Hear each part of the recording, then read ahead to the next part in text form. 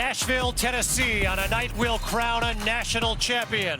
For the first time ever, the Music City is hosting the FCS title game. And for the first time ever, two schools who've taken very different roads to get here will meet. Illinois State and Tommy Rittenhouse, a giant killer, shocking top seed North Dakota State en route to 4 road victories. And Justin Lamson and Montana State, navigating a field that included arch rival Montana in the brawl of the wild. 60 minutes from glory. It's the 2026 FCS National Championship game, and it's next. It's the big stage at the end of Broadway. Crown the king of the boys of fall. We are not done yet. So look out, Twangtown, here we come. Time to find out who's number one. Nashville, baby! Better get those flag tickets! Ain't no rest till we get to the best of the FCS. How about those flag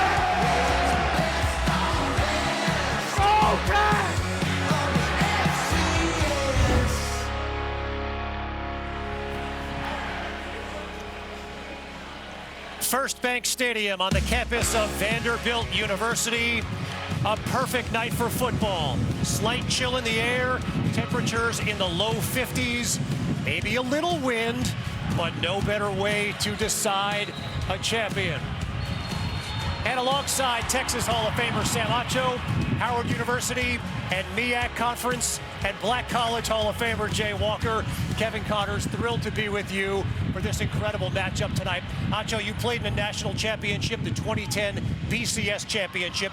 What are these players feeling right now? Surprisingly, the players feel a lot of peace right now. They believe that they belong in this opportunity. You have two teams that have earned the right to be here, so there's not stress, there's confidence. You know, one thing about FCS football's a little bit more intimate, a little bit more close to home. You play for the love of the game. And the boys playing FCS, or formerly 1AA football, they've been settling on the field for a long time, and tonight they'll crown a national champion. And both of these schools have national championship game experience, but in recent years, both programs have been foiled by a familiar foe. 2014, Carson Wentz threw for a score and ran for one, led North Dakota State past the Redbirds.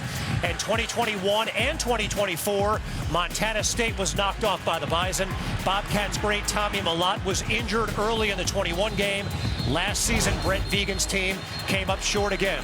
This season, the mantra has been unfinished business. Montana State's road here, business-like in playoff victories over Yale, Stephen F. Austin, and Montana. Defensively, they lead the Big 12, or rather the Big Sky, in most major defensive categories. As for Illinois State, they've been road warriors, but of course, done it with a long, strange trip that included a convincing win at Southeastern Louisiana to begin the run. Then the upset of the FCS playoffs, a 1-point victory in Fargo over North Dakota State. No letdown the following week at UC Davis. And then in the semis, a convincing blowout of Villanova, earning them a trip here to the Music City, Nashville, Tennessee. In all, the Redbirds have covered 8,132 miles on this journey. Hammond, Louisiana, to Fargo, North Dakota, Davis, California, West Philadelphia, PA, and now Nashville. Jay, all the momentum that's come with those wins.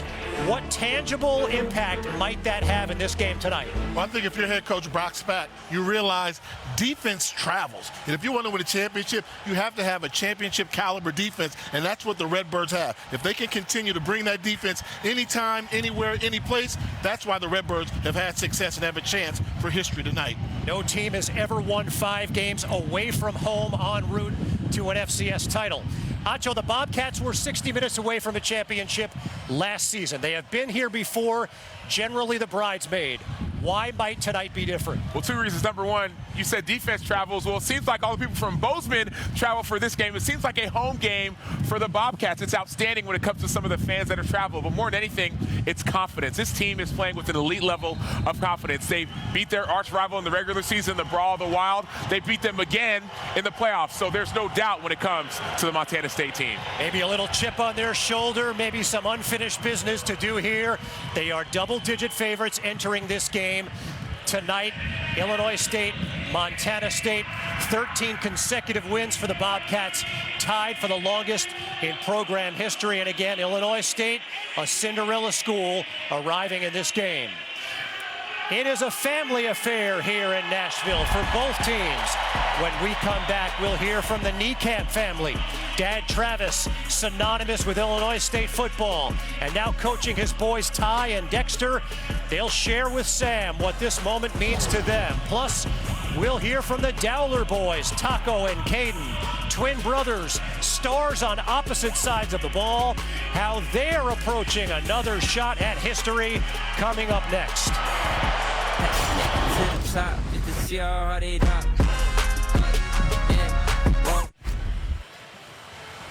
We are back. What a moment tonight for Travis Niekamp, former player at Illinois State, longtime Redbirds defensive coordinator, and on the human side, a dad coaching sons Ty and Dexter. What a moment for Travis Niekamp. Sometimes Coach Niekamp comes out and he has to yell at his sons a little bit more than he would like to try and push them. There's always more to give and there's more to get going. And there's probably some frustrations on the son's part, which is understandable. They've made it easy for me with our relationship as father-sons. They do handle the coaching very well. Sometimes it's not always fair the way that they get treated by me, and I sound like I'm an absolute monster, but I can be sometimes just because of the expectations and the demand that we need to have. It's as unique a relationship as there is in college football. And you see what the Niekamp brothers have done. Both linebackers, 48 tackles during the regular season for Dexter. Ty Niekamp, 155, second best in all the FBS. And moments ago, Sam caught up with Ty and Dexter Niekamp. So I'm here with the brothers, Ty Niekamp and Dexter Niekamp, and I got a chance to play in a national championship. You all are on the heels of a national championship. First question, who's the better athlete in the family? So I might have to go with myself, but everyone you're going to ask is going to say Dexter, but I'm going to have to go with myself on this one. All right, so Dexter, I'm going to ask you, who's the better athlete between you and your brother? I got to go with myself. I mean, my dad said it to me multiple times that he's even told it to him that I'm the better athlete. So we'll let the people be the judge of it. But yeah, I'm going with myself. Well, your dad is the defensive coordinator for the team. What is it like playing for your dad? I mean, it's been awesome. I mean, there's some days where it's really tough, where you're getting yelled at and it really sucks. But at the same time, it's one of those things where it's really special. I mean, we're playing a national championship together. It's awesome. This opportunity in a national championship, Dexter, your last game of the season, y'all lost by 30 points. What did you think after that loss? I mean, it was a tough time in the locker room because, I mean, we went from being maybe a seed to almost not getting in. So there's definitely a mental warfare with, like, all the guys just staying locked in. But as soon as we saw we got in, like, we got a chance because we knew the potential that we had. So it was tough, but, I mean, you know, we got over it now we're here, so it was awesome. And part of that journey was beating North Dakota State, a perennial powerhouse. Ty, what was the message to you as one of the leaders, a three-time All-American, to your team before that game? Yeah, I mean, I think the big thing is anything's possible, but people always want to say, why won't it be us? It is going to be us. That's kind of our mentality going into that game. It was going to be us the whole time. It's not why not us. It is us. And, I mean, we went in there, we played our tails off and played a great game and ended up winning it, so. And, Dexter, what are your thoughts about that game? I mean, it was awesome, great experience. I mean, we made history. I hadn't beat them in a while, so, I mean, looking back in how many years, even next year, it'd be awesome to look back and enjoy those moments once again. Well, now you are at the moment, minutes before kickoff of a national championship game. I'll start with the message to each other, then I'll go to the message to the team. What is the message that you have for your little brother before you play in a national championship? Enjoy it. I mean, this is awesome. I mean, we walked into this place, it was rocking already, and it's just going to keep getting more crazy. It's one of those things you don't know when you're going to be back. It's hard to get here. It's not easy. We put in all these weeks, and just enjoy this moment and play your best. And Dexter, what's your message to Big Bro as you get ready to play in a national championship? Just play like you can play, and everything will work out, and we'll like the outcome. And then to the team, three-time All-American, a leader of the team, and I'll ask both of you guys, what is the message to the team as you get ready for this game? I think it's similar. Enjoy the moment, but at the same time, like, take one play at a time. This is a big moment. Bad things are going to happen in this game. Guess what? Move on. It's going to be all right. It's a 70-play game. As long as if you make one mistake, you'll be fine. As long as you play the rest 70. So it's just one of those things where it's going to be a lot of fun tonight, and we're really excited. Awesome. Dexter, what about you? I would just say, I mean, go out there, enjoy the moment, yes, but take one play at a time and just play with as much effort and take one play at a time, and the outcome will take care of itself if you do that. Well, we're excited to watch you guys play. Thanks again, and congratulations. Appreciate it. Thank you. Thank you. Thank you. Back to you, Casey. Nacho, great stuff. What a story, the Niekamp family. Quite a night for Mom Tracy as well, as it must be for the Dowler family. Ready to watch twin brothers Taco and Caden battle for a championship, as they did as youngsters growing up in Billings through their high school years at Billings West High School as well. Our Stormy Buonantony caught up with the Dowler boys moments ago. Well, Taco, I know this is your second time around being back in the national championship. First time getting to do it with this guy on the field too, though. How different has this felt? It's different. It's just a lot different. I wouldn't want to share the field with anyone else other than this guy right here. What has this been like for you after missing the opportunity a season ago to have the opportunity to be out here? Yeah, just so special. I mean, it's the people that I'm surrounded by that make it so special, and no place I'd rather be. I know coming out of the semifinal game, there were some questions about your health and whether or not you would be able to be here. How exciting is it to know that you're good enough to go? It's awesome. I mean, it's a blessing to even be able to step onto this field with my best friends, with my brothers, to finish off what we started. It's going to be awesome. How would you describe the vibe and kind of the energy of the team coming into today? Yeah, I think we're calm. I think we're calm and confident. It's another football game, and if you simplify it to be another football game, then hopefully we get it done. Okay, I think a lot of people at home that might not be familiar with your story might not know that Taco is not your real name. It is McLean. Has anyone ever called him that, though? McLean? No. I heard a rumor that your nickname was Burrito for a short time, but that didn't last. I don't know about that. I don't know if that's true. It didn't last because Taco's kind of a stupid nickname anyway, so why would someone want to be called Burrito? How'd you stick with Taco then? What went into this decision? I was like one or 2 years old. I don't know. Lucky, I guess. I don't know. Well, it's stuck and it's been fantastic. Thank you guys both so much, and good luck today, okay? Thank you. Outstanding stuff, Stormy. And there is a look at Caden Dowler. The very definition of perseverance. 2 torn ACLs, the arm injury, but no chance. The Big Sky Defensive Player of the Year was going to miss this one tonight. And younger brother Taco, younger by 1 minute. His 87-yard touchdown catch last week might just be the biggest play in the history of Montana State football. When we come back, we will hear from the head coaches, Brent Vegan and Brock Spack, 20 minutes away from coaching in the biggest games of their lives.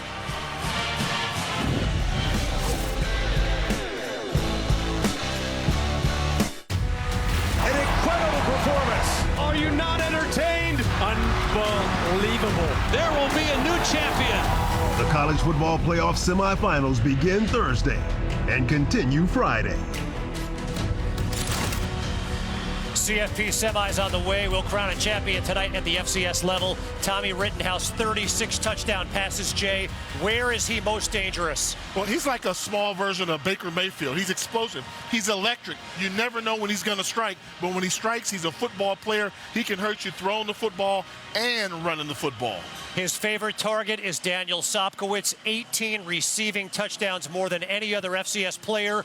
What makes him so tough to defend? Size, and he trusts his quarterback. Before the game and all the pregame, they must have taken 50 snaps just doing broken play drills. They have a heartbeat or a pulse of this community, and he's a big play receiver at 6'3". Stormy has more with Redbirds head coach Brock Spack. Well, Coach Spack, I know a lot of people on the outside looking in might have used words like underdog or Cinderella coming into this game. Not though, and you have believed since day one this season this team could be here. Why? Just our makeup, mentally, and our toughness. I think this team's pretty tough. They could fight to adversity. Every football season has adversity, and we're able to navigate through that and get ourselves in a tournament. And then, we play good on the road. So I thought we would be a pretty tough out, and it came to fruition. That's great. Yeah, 4 straight games on the road this postseason run, not too bad. No, we're playing basically an NFL season. This is game 17 for these guys, so it's been quite a challenge, but our players have done a great job with it. Thank you for this. Good luck today. Well, thank you very much. Thanks for having me. Acho, to go on this type of magical run, you had better get contributions from all over the place. What makes this group so well-rounded? They're a complete team. They do it on offense, defense, and special teams. And it's not just the stars. It's some of the other players. Dylan Lord's a walk-on, wide receiver, 5'9", 185. Watch us move from the top of the route to beat the defender. And yes, you're going to see the ball go down the field often, but it's not just to the guy who scored 7 touchdowns the last 3 games, Sopkowitz. It's number 4 as well, Lord. But also defense. This is Dexter Niekamp, not Ty Niekamp, the 3-time All-American. This is versus North Dakota State, a perennial powerhouse. That was a critical forced fumble that helped change the trajectory of the game, forced and recovered by Illinois State. But not just offense or defense, special teams. Watch this kickoff return, but first, before the return, watch the double team at the 50-yard line, throwing guys to the ground. Everybody on that field is focused on the return. This is going to be a touchdown, but don't just focus on the touchdown. Let's rewind it just a little bit. Go back to that double team effort. So this is Chris Taylor, number 28, who's going to return it. We're going to see a double team by number 0, Jamarcus Smith. He throws him to the ground, gets an extra block, number 11, pushing him out, and all of a sudden, 100 yards later, it's going to be a touchdown on special teams. So the reason that Illinois State is winning is not just the stars or the studs, it's all players on all 3 phases. In a lot of ways, a Cinderella team to get to this point. This run that they've gone on in these FCS playoffs has been magical, landing them here in this championship game where they will take on a Montana State team that may be as good as any in all the FCS. Adam Jones, Acho, the only active FCS underclassman to run for 1,000 yards each of the past 2 seasons. And it's not just him, it's 2 running backs. Both Adam Jones and Julius Davis are both over 1,000 yards. So a 2-headed monster running back and a quarterback that can run it as well. How does Davis complement Jones? Well, they do a great job of complementing each other. One of them is more physical, another one is more receiving out of the backfield. And so when you have a dominant offensive line, it doesn't matter who's lined up behind them. Well, Bobcats head coach Brent Vegan recruited, coached, and developed Josh Allen. But I don't think they want to throw it like Josh Allen does tonight, Jay. What makes this rushing attack so dynamic? Well, I mean, you mentioned they've got 2 guys that have rushed for over 1,000 yards. So you got 2 killers, as we like to say, guys that go out there and kill defenses. But how do they do it? It's the ability to get a hat on the hat. Right now, they're outnumbered. They have to run uphill. This is when you have to be physical. Make one guy miss, then find a crease and have the power to stay on balance to get the run, to pick up positive yards. They were not supposed to be able to run a positive yardage football play against an 8-man front, but some athleticism and some strength, and that tells you why that you've got a great dual threat in terms of Julius Davis, the power guy. So you're going to have the power, right? But every now and then, you need power, you need speed, you need finesse. What's Adam Jones going to see right now? Well, the number count is not to his advantage, but watch the speed and the ability to get outside the vision, and I'm just going to beat you to the corner. I'm faster than you. You don't have anybody on the field that can touch me.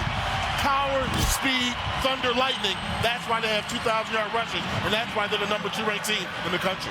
They had 3,000-yard rushers last season, 2 this season. It's been a terrific run for Montana State. Stormy spoke moments ago with head coach Brent Vegan. Well, Coach Vegan, you talked to us a lot this week about the weight that last year's team felt when they came into the national championship. How different is the approach and mentality for this year's team?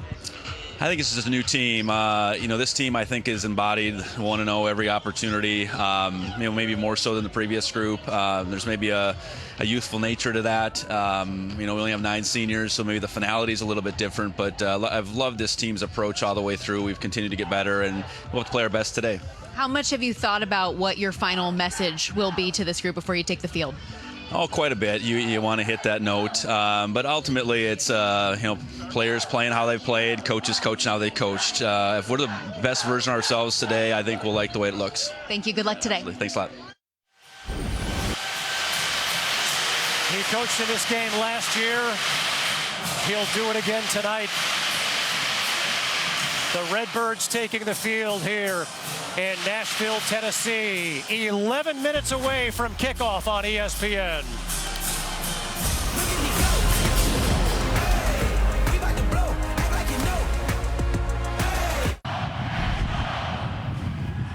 Montana State taking the field, eyeing their second championship.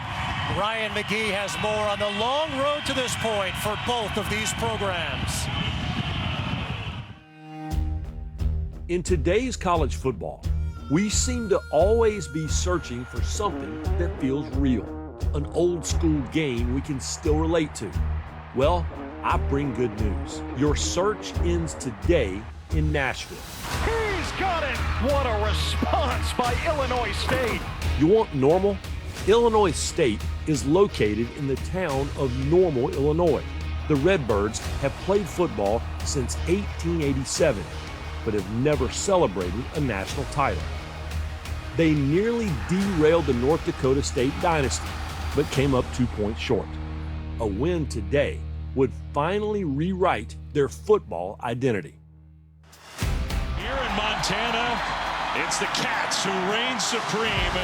You want throwback mountain man tough? Then let's take it to the Rockies and Ranches of Montana State, whose last national title was in 1984, the inaugural season of FCS football. You want rivalries? The Bobcats defeated arch nemesis Montana twice in the game with the greatest name in college football, the Brawl of the Wild, then in the FCS semifinals to earn their title shot. Nashville, better get those play tickets! You want a throwback roster? More than 40 state players were raised beneath the big sky, dreaming of being the first in a generation to bring a natty back to Bozeman. They are back with unfinished business. So don't call these the little guys or the underdogs or anything that implies that FCS isn't big time. This game and these teams are exactly what college football is all about. Work hard, play hard, and go get that ring. Montana State won the first ever FCS championship game back in 1984. They're eyeing their second title tonight. Illinois State has never won a championship. Let's send things upstairs to public address announcer Joe Deo. As we honor our great nation and the men and women serving our country at home and overseas, we ask that you please rise if you are able and remove your hats to honor America with the playing of our national anthem, performed tonight by the Big Red Marching Machine and the Spirit of the West Marching Band.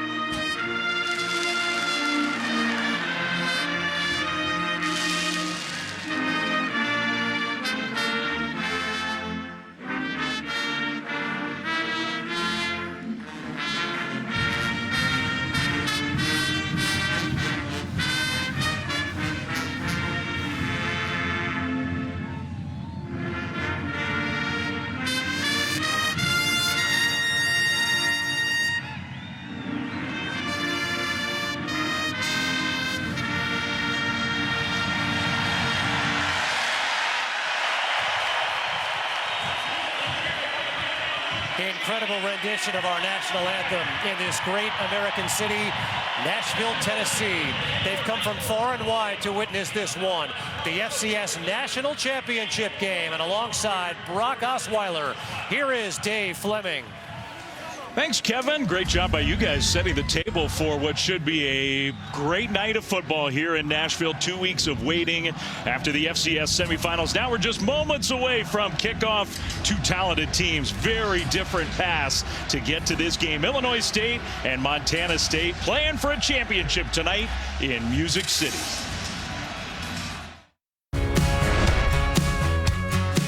It's the big stage at the end of Broadway. Crown the king of the boys of fall. done yet. So look out, Twangtown, here we come. Time to find out who's number one. Nashville, baby! Better get those plane tickets! Ain't no rest till we get to the best of the FCS. How about the best? Roll Tide!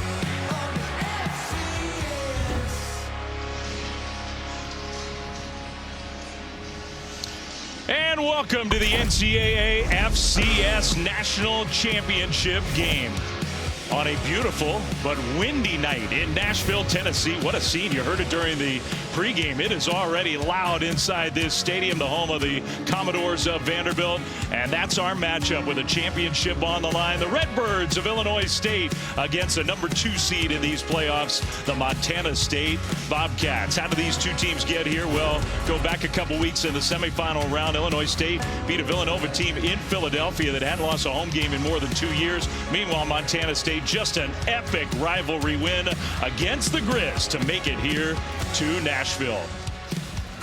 And hi, everybody. Dave Flemming, Brock Osweiler, Stormy Buonantony is with us as well. We love being here for this game. A cool scene. The fans have enjoyed the whole weekend in Nashville, and now we're ready for a ball game. A championship will be crowned tonight, and a really fascinating matchup. On the one hand, you have Montana State. They have turned into a powerhouse at the FCS level. This is their 3rd title game appearance in the last 5 years, but they haven't won a national title in more than 40 years. Will tonight be the night where they get over the hump? And meanwhile, Illinois State, just an incredible Cinderella-style story. They lost their regular season finale by 30. We're in danger of missing these playoffs. Here they are, 4 road wins later, 60 minutes away from their first ever championship. That's right, Flemming. Without a doubt, it was an improbable and historic playoff run for the Redbirds. None bigger than going on the road, North Dakota State, the number 1 team in the bracket, upsetting them in round 2, and they won 4 consecutive games in the playoffs to get to Nashville tonight. That is an FCS playoff record.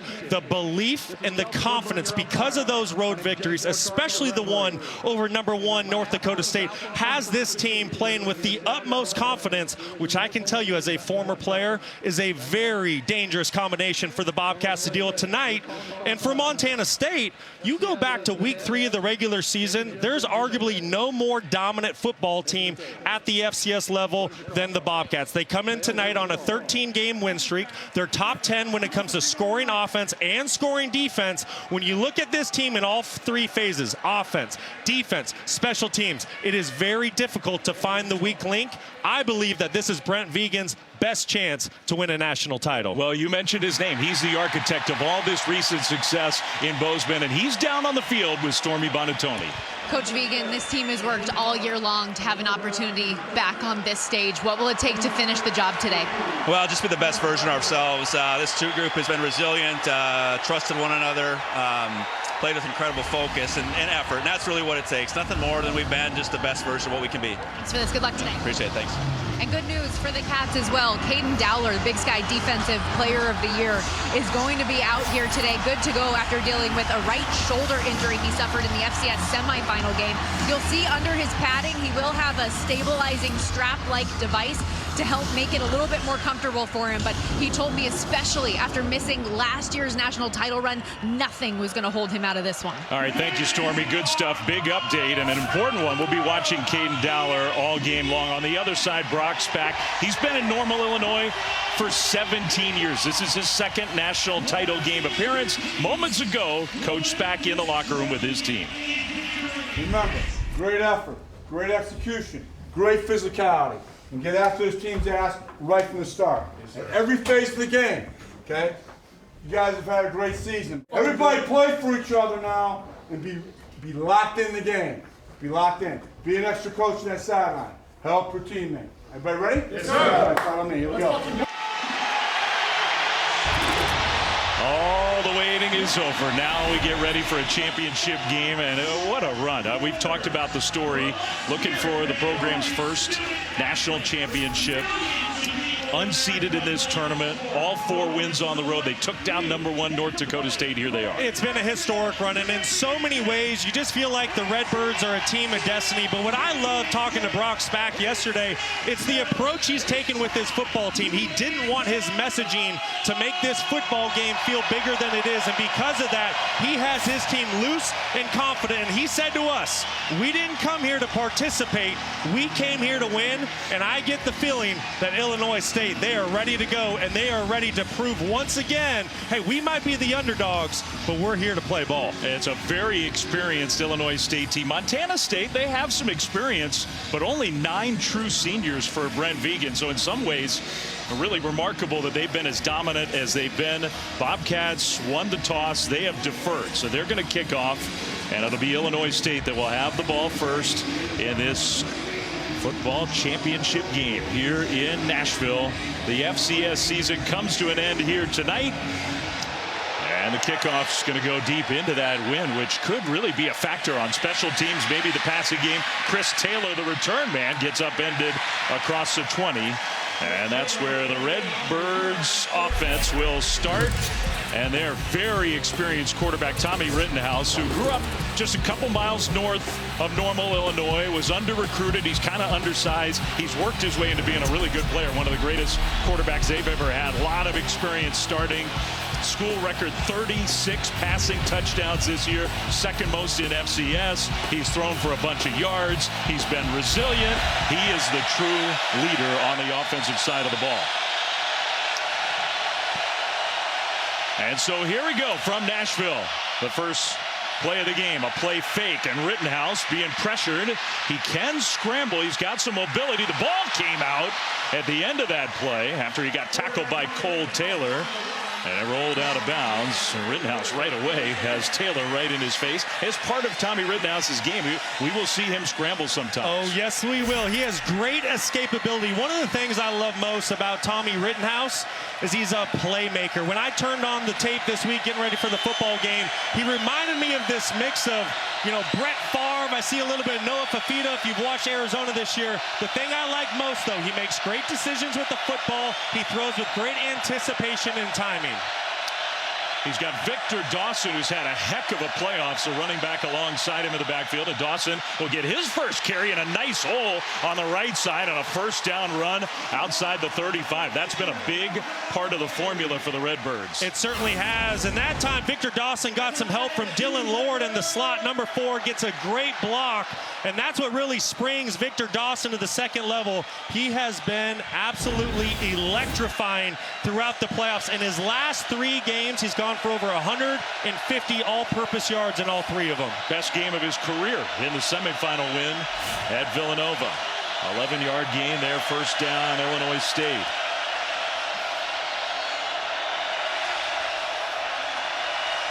Rittenhouse takes the shotgun snap.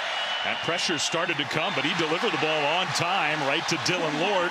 Made the block on the previous play, makes the catch on this play for another Redbirds first down. Well, that's all Tommy Rittenhouse. I love the recognition that he has. He has his slot wide receiver matched up on an outside linebacker for Montana State. The Redbirds will win that matchup every single day. Excellent job of Rittenhouse understanding the matchup advantage, getting the football out of his hand. If Montana State continues to play base defense, expect the ball to stay in the air for the Redbirds. First and 10, just short of midfield. And a good start to their opening drive of this championship game. Dawson gets the carry and trying to get around the corner, gets upended. The defensive backs are good in run support for the Bobcats. That was Brian Meredith. Yes, they are, Flem. This is a defensive back group for Montana State.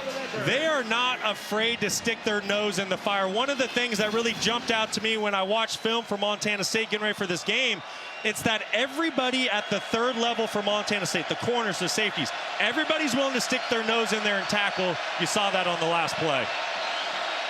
Second and 10. Rittenhouse A delayed handoff straight up the middle. Dawson, big hole. And Dawson's going to power his way forward into Montana State territory. And enough for another Illinois State first down. Well, this is just great play call based upon what Montana State's playing. You have a two-high safety defense. You see both safeties deep. There's only one linebacker in the box. That means there's 5 offensive linemen for the 5 defenders. That is advantage offense. Great job of Tommy Rittenhouse getting his offense into the correct play. A good point by you, because you see that extra offensive lineman right there take out the one linebacker who was in line to make the tackle. So 14 more yards for Dawson. And he's going to get the ball again, this time stacked up right at the line. Bryce Grebe from his linebacker spot made the tackle. And you're seeing how both these teams want to play. It starts up front for both of them. Illinois State coming out of the Missouri Valley Football Conference, and then Montana State under Brent Vigen. You have to remember, he played at North Dakota State. He coached at North Dakota State. So he understands what it takes to win at this level. It starts in the trenches with the offensive defensive line. And right now, that front 5 for Illinois State, they're really doing a great job controlling the game. Second down and 9. Pass rush was picked up, going deep toward the end zone, incomplete.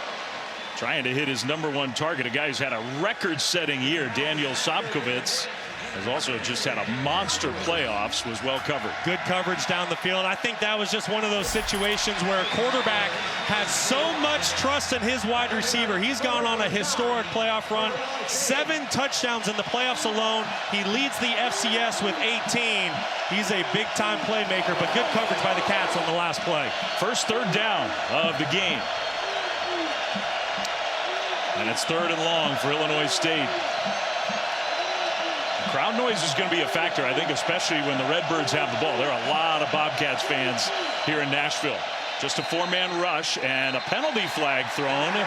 So before the play started, that's going to be a false start. False start. Number 67, offense, 5-yard penalty.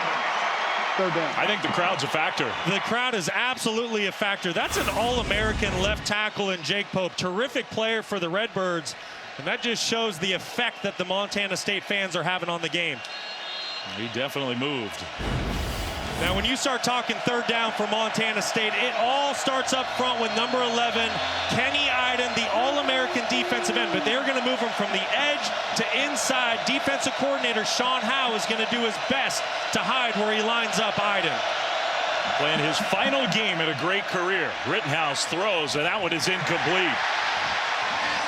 Well, the Bobcats defense been a little bit on that opening drive, but ultimately they come up with a stop. It's 4th down and long, and the punt team's coming out. And that's really what Montana State, they've done throughout the playoffs. They've given up some yards, but once the opposing teams cross the 50-yard line, they've done a great job of bowing up, getting off the field. I'm a little surprised by that play call by Illinois State. I would have assumed they would have called more of a guaranteed completion to try to give you an opportunity with 4-down territory, but this is an obvious punting situation. Hayden Futch, the punter, and a very good return man, Taco Dowler. That was not a great-looking punt. It might work out okay for the Redbirds, though. It'll scoot out of bounds at the 10, so didn't have to be pretty, but it was effective. The Bobcats offense will have it in this national championship game for the first time when we come back to Nashville.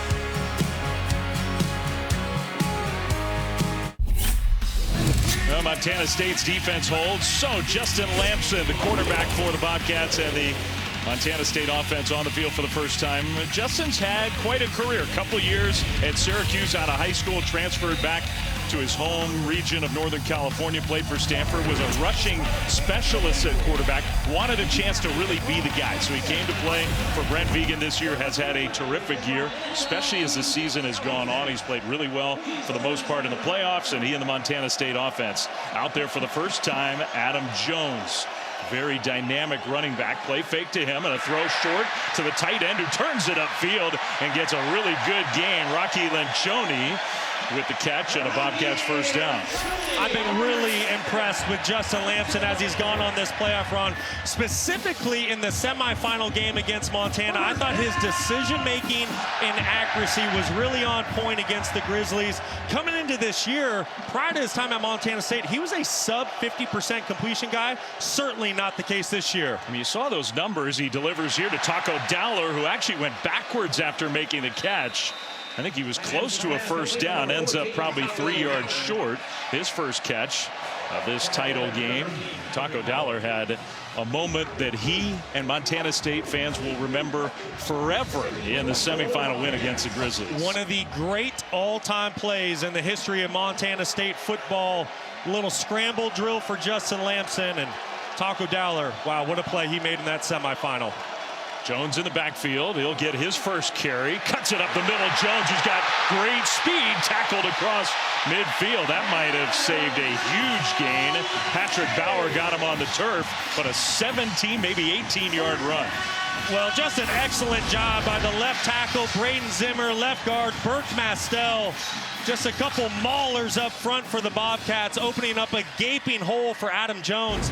And what a run he has been on throughout the playoffs. In the regular season, average around 6 yards per carry, but in the playoffs, he's over 8 yards per carry. Might have gotten a little banged up on that carry. Lamson can't get away. Pass rush gets to him. So on first down, Mason Kaplan came through basically unblocked. And a huge loss. Well, Mason Kaplan, the former quarterback, just on a single dog pressure, and nobody for Montana State accounts for him. This has to be an absolute bust up front. And for the Redbirds, that's exactly what you're looking for. How can you get this Montana State offense off schedule? Well, you bring single dog pressures like that when Montana State's not ready for them, and now they have second and a mile. Not all sacks are created equal. That was a loss of 13. They bring some pressure here, and a throw out to Dowler. Taco makes a move along the sideline. Taco Dowler got away from it seemed like the whole Illinois State defense and gets the first down. Taco Dowler, Mr.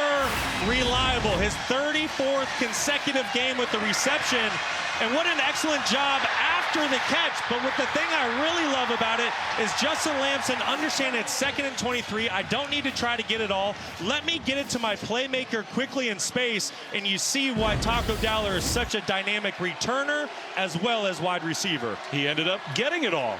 Gain of 26 on 2nd and long. Meanwhile, Julius Davis nowhere to go, just popped by Jack Dwyer from his safety spot, and the Bobcats lose a yard. Well, Jack Dwyer's going to get the credit, but it's linebacker Patrick Bauer, 13, that comes up to blow up the blocker to allow Dwyer to come in and make the tackle.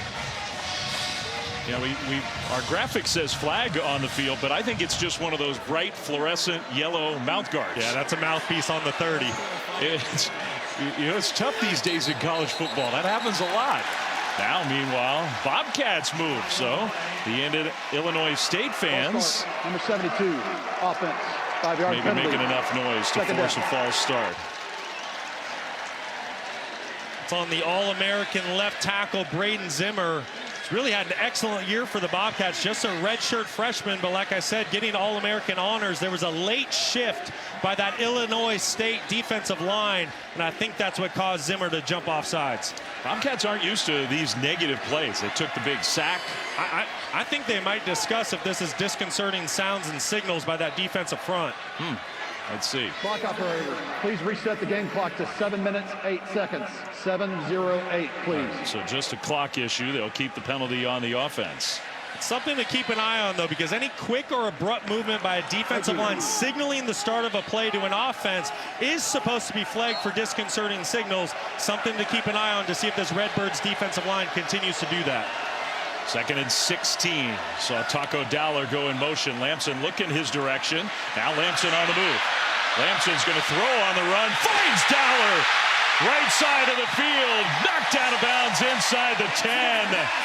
Perfect delivery from Lamson. Another big play from Taco. Well, it all got started by the great pickup. Right tackle Cedric Jefferson notices pressure from the second level, slides out to pick it up, and then anytime you don't cage Justin Lamson inside that pocket, if you do not have rush lane integrity, he is going to get outside. I personally think that's where he's at his best. He throws with great accuracy, and you can tell the chemistry he has with Taco Dowler. Those two are just on the same page at all times. Some big plays on this drive. Jones back in. Lamson keeps it. Lamson takes a hit, falls forward down to the 1.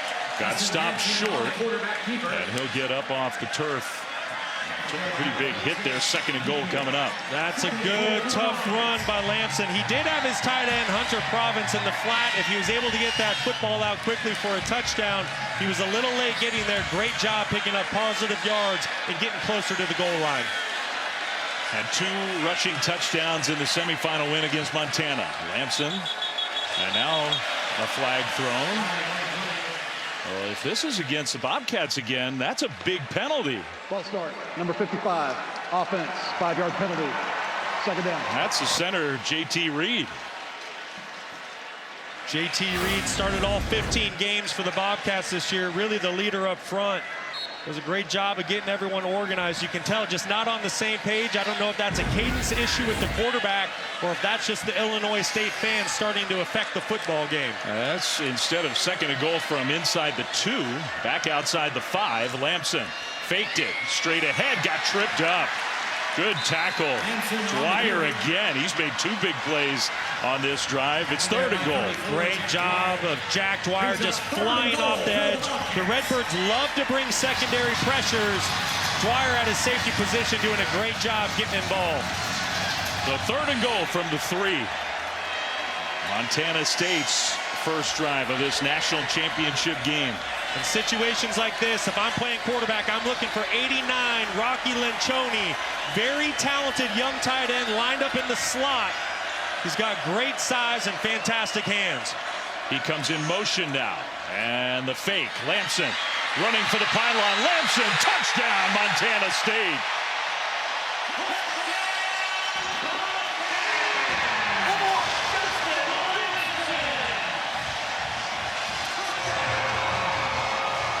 What a drive. The negative play sacked, the penalty yardage lost, and yet 10 plays, 90 yards for the first score of the game. That is a massive statement by Montana State. Overcoming a 2nd and 23, running the football. Justin Lamson 4 for 4 through the air. I mean, just a textbook start for the Bobcats.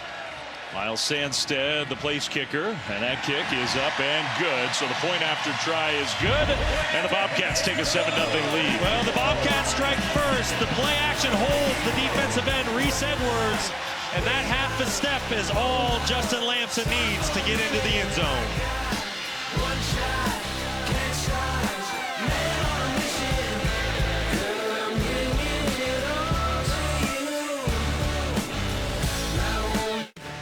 That's the first time this FCS National Championship game has ever been played in Nashville.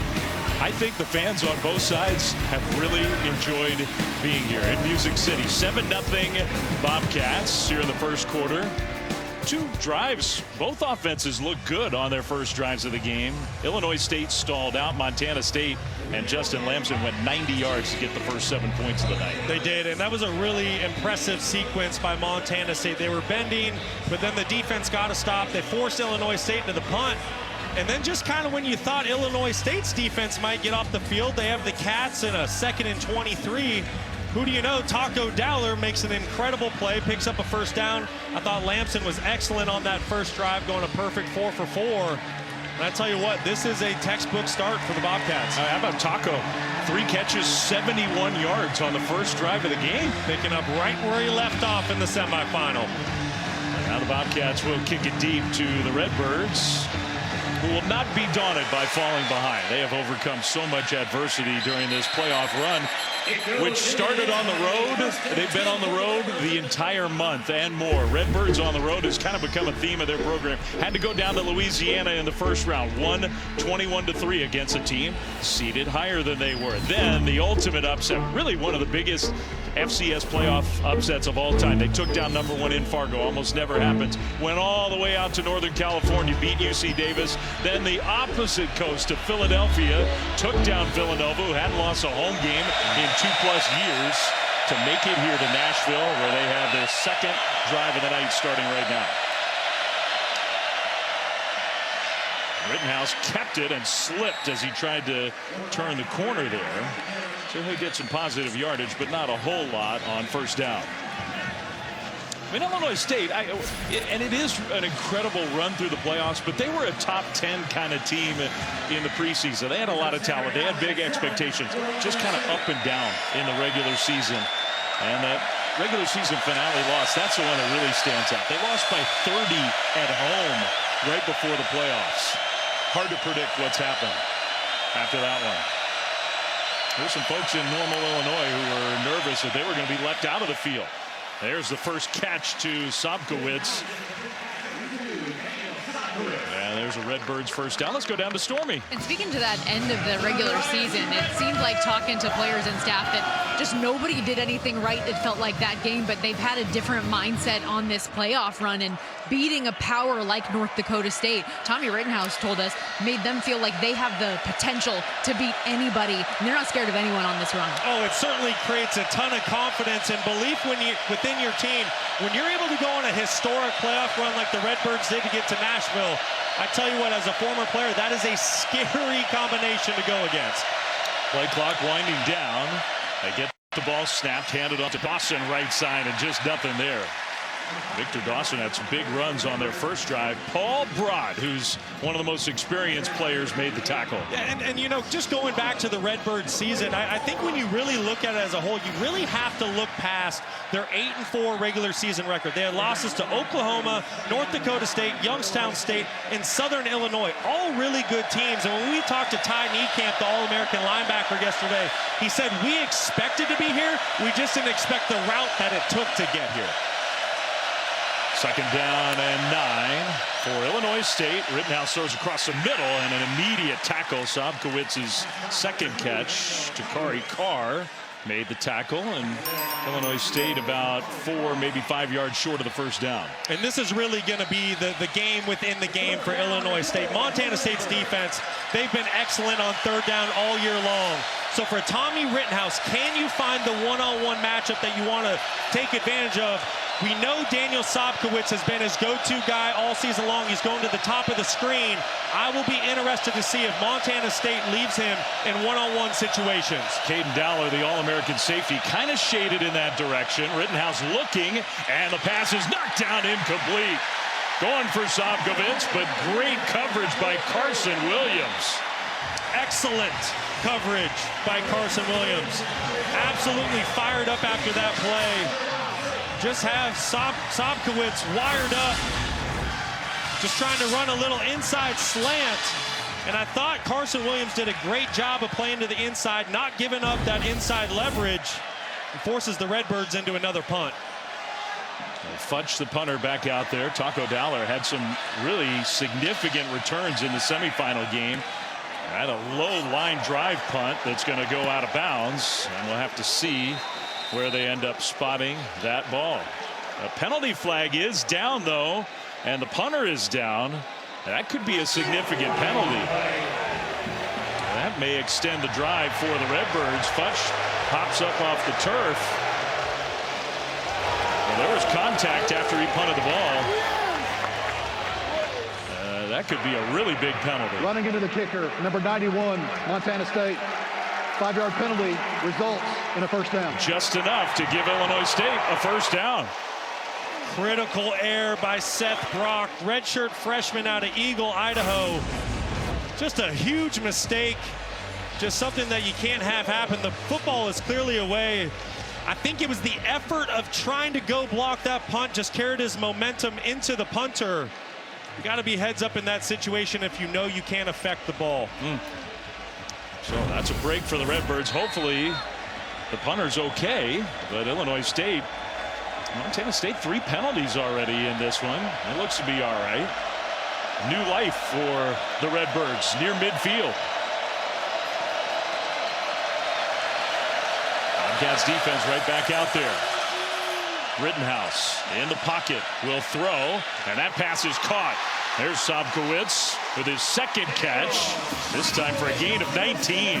Well, if you're going to play Sobkowitz in off coverage, this is exactly what he's going to do to you. This is way too soft up top if you're Montana State by Carson Williams.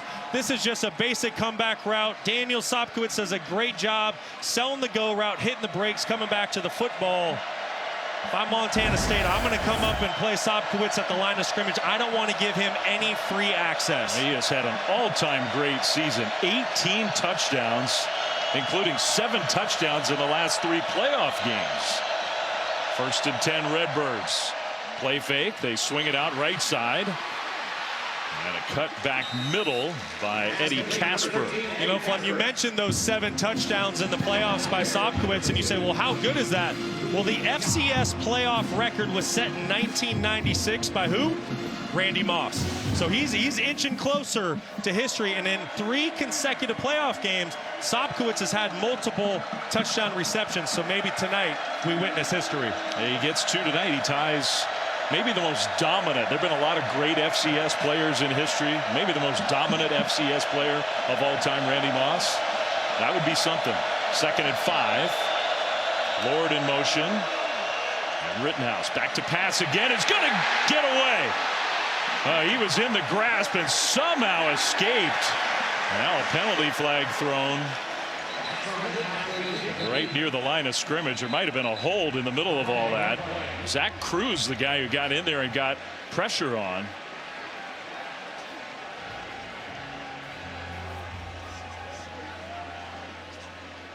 Shades of Lamar Jackson with Tommy Rittenhouse.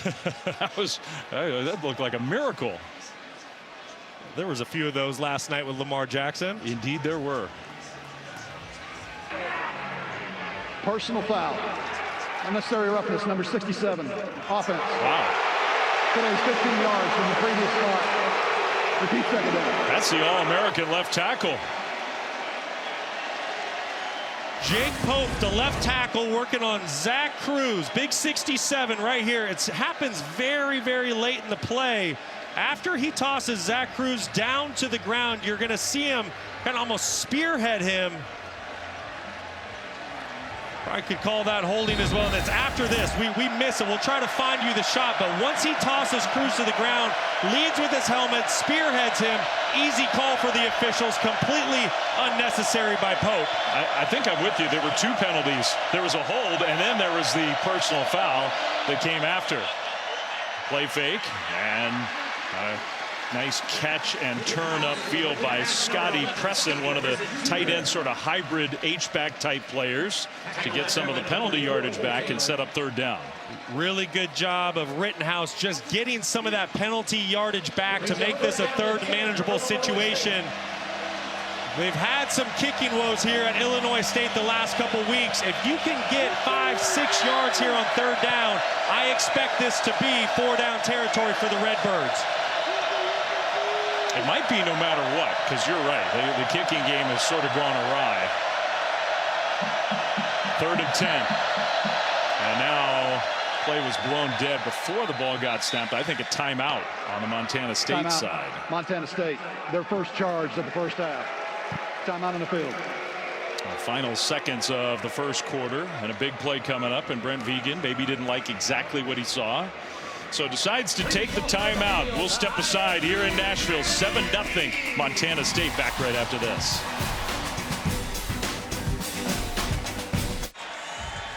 I want to go back to the personal foul by Jake Pope. I mean, it really set his offense back. It's the fact that there's a defenseless player just laying on the ground and you launch down on the player. It's just unnecessary. That's why he gets the unnecessary roughness.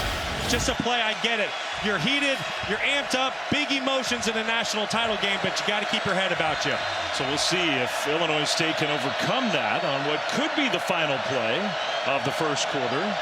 Redbirds driving. Down 7-0. Winkers right, who's back healthy for this game in the backfield. Rittenhouse is going to throw down the sideline and caught with a penalty flag. He caught it anyway. Sobkowitz inside the 5-yard line, but he's going to be penalized, I think. They're pointing in Illinois State's direction. Pass interference. Number 2, offense. Penalty is 15 yards in the previous spot. Repeat third down. Wow. Well, and Brock Spack can't believe it, but I think this is a good call by the officials off first glance. Let's go back to the replay. Watch a late shove. I mean, I'll say this. I think it's pretty light, but you can see the hands extended, and you have to think about the official that's right there on the sideline. All he sees is Sobkowitz kind of pushing away with his hands. I think that's a good call. I mean, there wasn't a whole lot of contact there, but I think you're right. If you're that official and you're watching those hands get extended. Yes. But that's the second huge penalty on this drive after Montana State penalty gave the Redbirds the ball back, and the clock is going to run out. They're not going to snap on third and very long. So a little controversial ending to quarter number 1. They threw a penalty flag there, but there's no foul in the play. That's the end of the first quarter. I don't think there's a flag. It just was the end of the quarter. So the emotion on both sides obviously running high. We got a national championship on the line here tonight in Nashville. And at the end of quarter number 1, the Bobcats of Montana State have a 7-0 lead.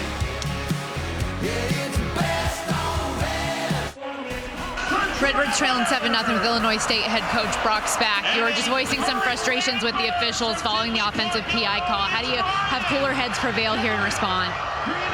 I'm sorry, can you say it one more time? How do you have cooler heads prevail here and respond after the OPI? It's hard because we're getting held too. I get if you're going to let them be physical, but let them be physical. That was a horrible call, but that's just me. They do. Thanks for the time. Stay back. So, in other words, Stormy, the answer was, I don't want cooler heads to prevail.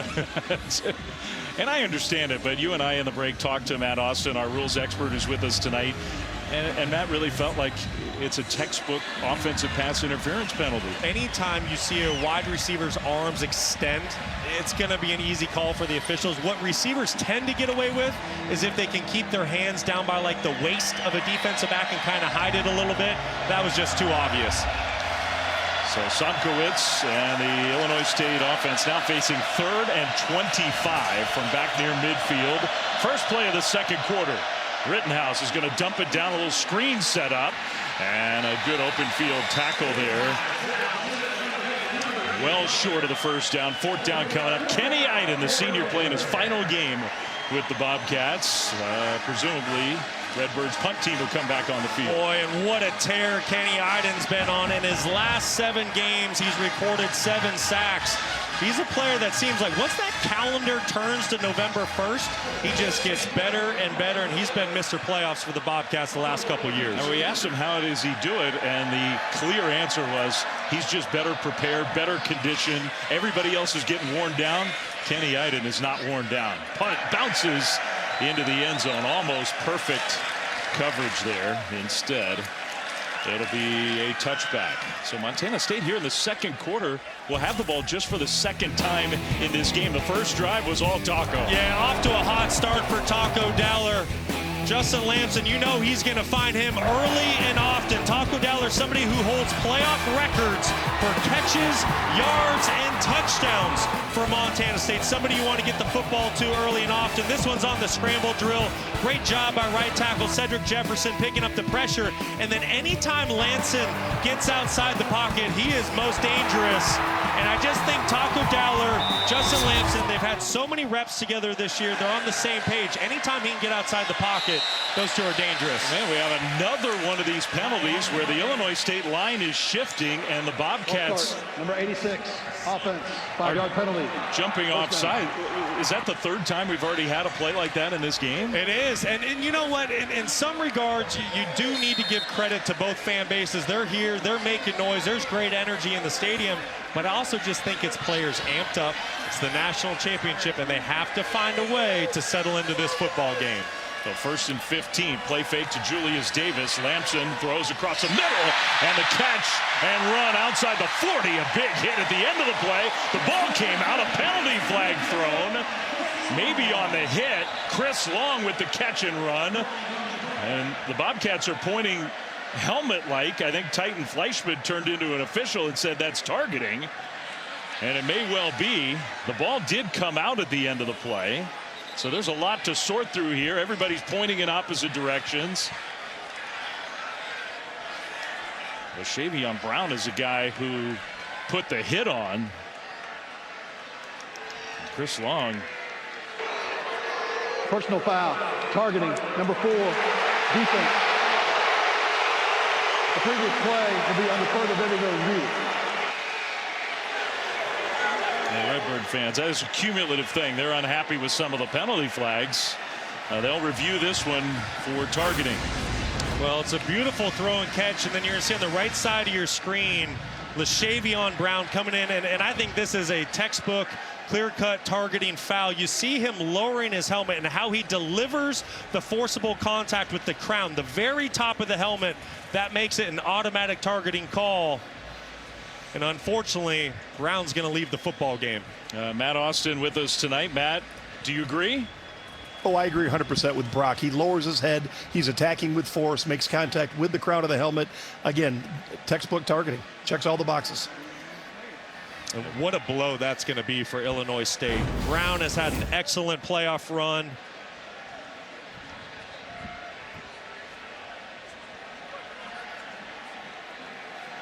Yeah, I think we forgot to turn on our microphone, so nobody in the stadium understands that the call was upheld. We were just doing some lip reading. Illinois State fans haven't reacted at all yet. All right, I think he's going to go again. Our referee, maybe James Brookhart is just saying his microphone's not working. You know, and it's just so unfortunate for Brown. I don't think he was intending to do that. I don't think it was malicious. Just trying to make a play for his team, get a ball carrier to the ground, and unfortunately won't be able to participate in the rest of the game. So Brock's back. He thought he was a little agitated when Stormy talked to him a minute ago. Now he's just losing his mind down there. He's lost one of his better players in the secondary.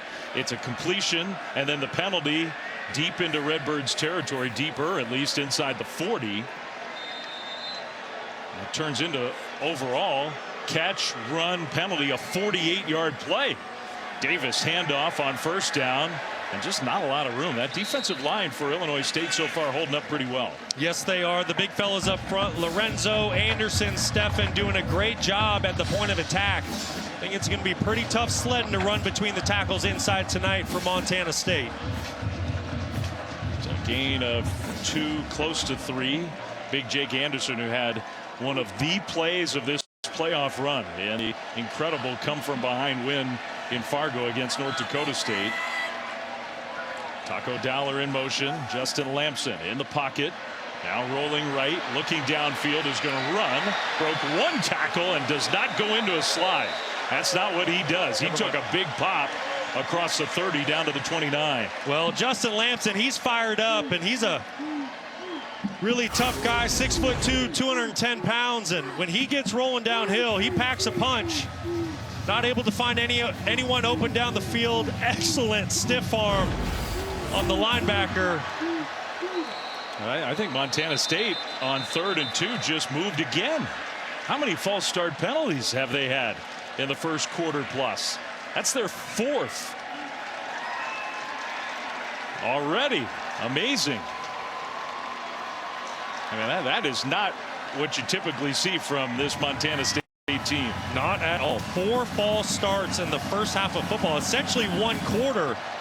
Brent Vigen really prides himself and his football team at being disciplined, being one of the more least penalized teams in the country, and right now that front is just not in sync when it comes to snap and cadence. Instead of 3rd and 2, it's 3rd and 7. Big difference obviously there. Lampson back to pass, throws quickly. That pass caught, the turn upfield by Taco Dowler, and that's a Bobcats first down.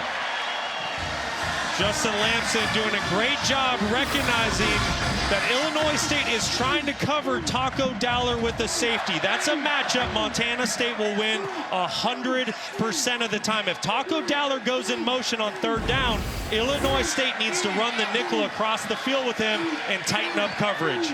Lamson, great start to his championship night. 6 of 6. Fakes a pitch, looking down the middle. Instead, ran forward, throws it forward to Jones, the tailback.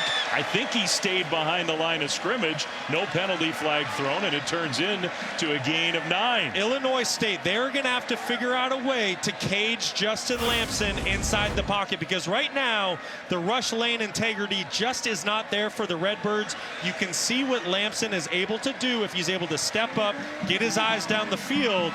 Somehow, some way, Illinois State, they need to keep the quarterback in the pocket for the Bobcats. Now, they told us it was one of the keys to the game, and they have not done that yet. 2nd and 2. Play fake. Lamson is going to swing it out right side. Dowler might have been thinking about a forward pass. He tiptoes along the line. Lamson's pass was forward, so Taco couldn't throw it again, but he gets the first down inside the 10. It's going to be 1st and goal. I've just been so impressed with Justin Lamson in the playoffs because of how he takes what the defense gives him. He doesn't force anything. That time on the last play, Illinois State, they had the wide receivers and tight end wired up down the field, nowhere to go with the ball.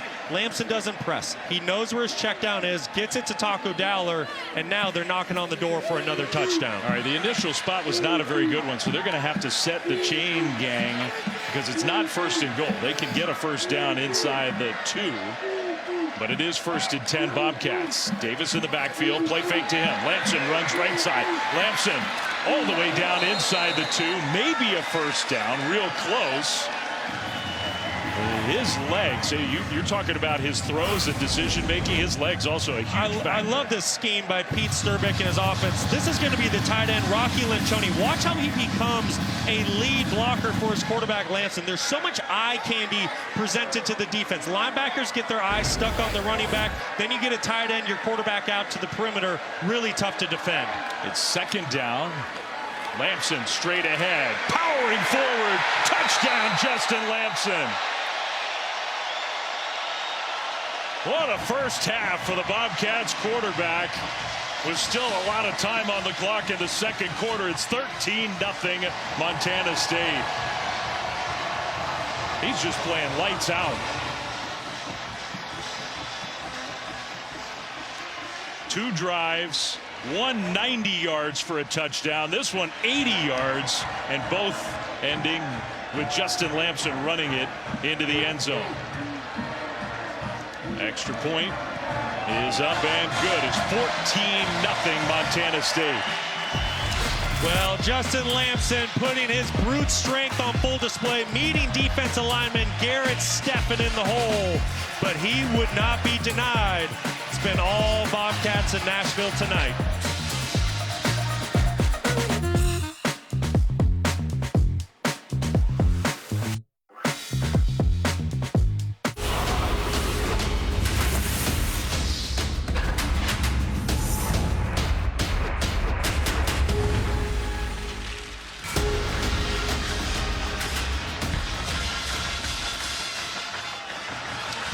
.49 to go, 2nd quarter here in Nashville. Illinois State's done some good things in this first half, and yet they find themselves down 2 touchdowns. Of course, they were down 2 touchdowns with 3 minutes to go in Fargo in the 4th quarter in the 2nd round of these FCS playoffs. So the Redbirds are not out of this game, but the Bobcats offense has looked almost unstoppable. Kind of a short kickoff and returnable for Illinois State outside the 25, stopped short of the 30. Illinois State offense coming back on the field, but maybe a significant injury for the Bobcats. Let's go down to Stormy. Yes, Dave, I didn't see exactly what happened, but wanted to make sure I let you know. Running back Adam Jones for Montana State just headed back to the locker room. He jogged off back with the trainer a moment ago. He's one of their very best players. Oh, it'd be a massive loss for the Bobcats. 1,000-yard rusher in back-to-back seasons. He's taken a couple big hits in this first half already. Meanwhile, Redbirds could use another drive, and this time end with some points on the board. Short completion over the middle with a big tackle. And a gain of maybe 3 on first down. I thought it was great when we talked with quarterback Tommy Rittenhouse yesterday at the hotel. He said, we are a team that is comfortable being uncomfortable. So you're down 14 here, and you just mentioned it, Flem. They were down 14 2 different times on the road earlier in the playoffs against North Dakota State. So this is a place that the Redbirds have been. However, I don't think you want to go down 3 scores to Montana State. This is a very critical drive. They've had a lot of time of possession, more than 10.5 minutes in this game so far. Just haven't turned that into points. Lord with another catch, spins away, and a penalty flag thrown, maybe a face mask at the end of that play. So a first down, Illinois State, plus I think some more coming. Neil Daly arguing it wasn't a face mask.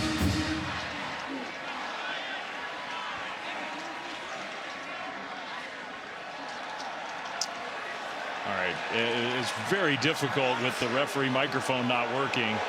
There is no foul. And Brock, I don't think he actually grabbed the face mask.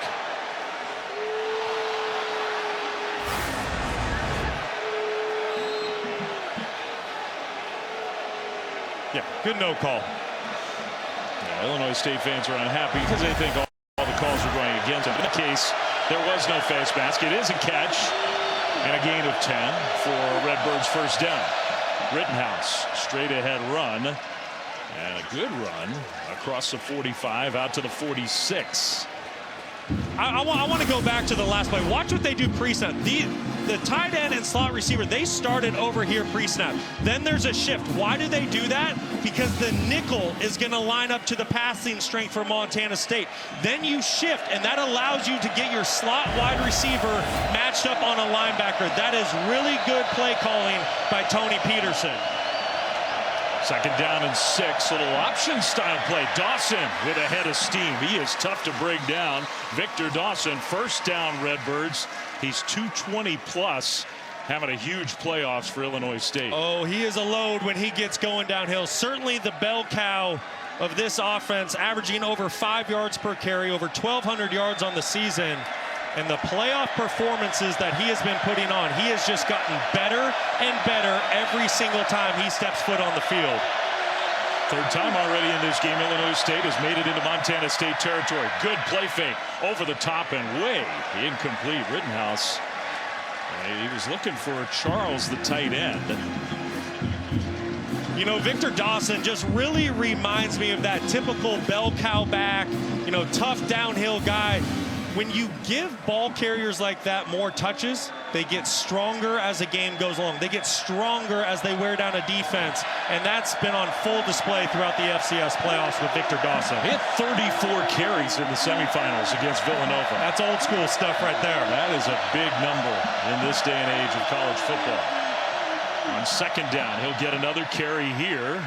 And he's just, he leans forward. He's tough to bring down. Wasn't a whole lot of room. He ends up getting 5. I mean, there was just no air in that defensive front, but he's willing to grind out the tough yards. You see it, plays with great pad level, keeps those legs churning. And this is, we mentioned it, this is the game within the game. Can the Redbirds stay on the field? Right now, Montana State has their pass rush specialists on the field with their ears pinned back. You have Zach Cruz, 36. He's already affected the game once. We'll see if he can do it again here on third down. Dawson alongside Rittenhouse. 3rd and 5. Back to pass. Pressure was picked up. Over the top. Incomplete. He had his man. The defender fell down. Dylan Lord was there. And the pass, you saw Rittenhouse's reaction. Just too strong. And uh-oh. That's not good. Caden Dowler, who had the shoulder injury in the semis. And that looks like that same shoulder. You hate to see that for Caden Dowler, an All-American, Big Sky Defensive Player of the Year. But back to that last pass.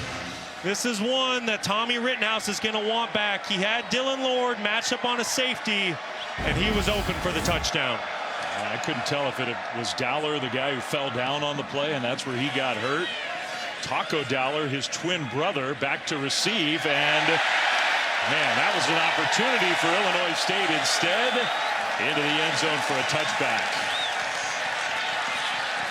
7:37 to go, first half. Montana State's offense coming back on the field, leading 14-0.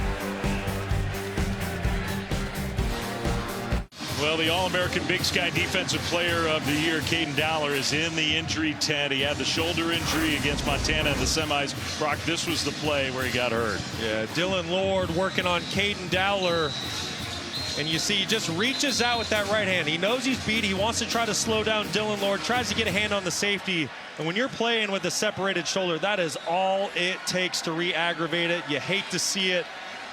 This is a kid that was trying to be tough and stay out there for his teammates. But just a really, really tough injury to play through.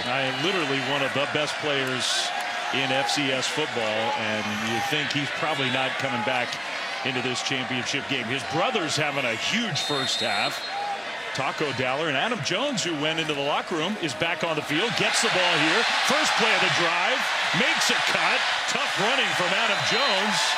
He looks pretty healthy to me. That's a first down Bobcat. I was just going to say, you think Adam Jones is feeling pretty good? Excellent job, though, by the offensive line getting this play started. You see the gaping hole up front for Adam Jones, and you give this guy any sort of space, and this is what he's going to do to you. Excellent job there by the big fella to spring the back. The other thing about this last sequence, Brock, it's the second time in a row Illinois State has punted from around midfield or even in Montana State territory across the middle. Taco Dowler with another catch.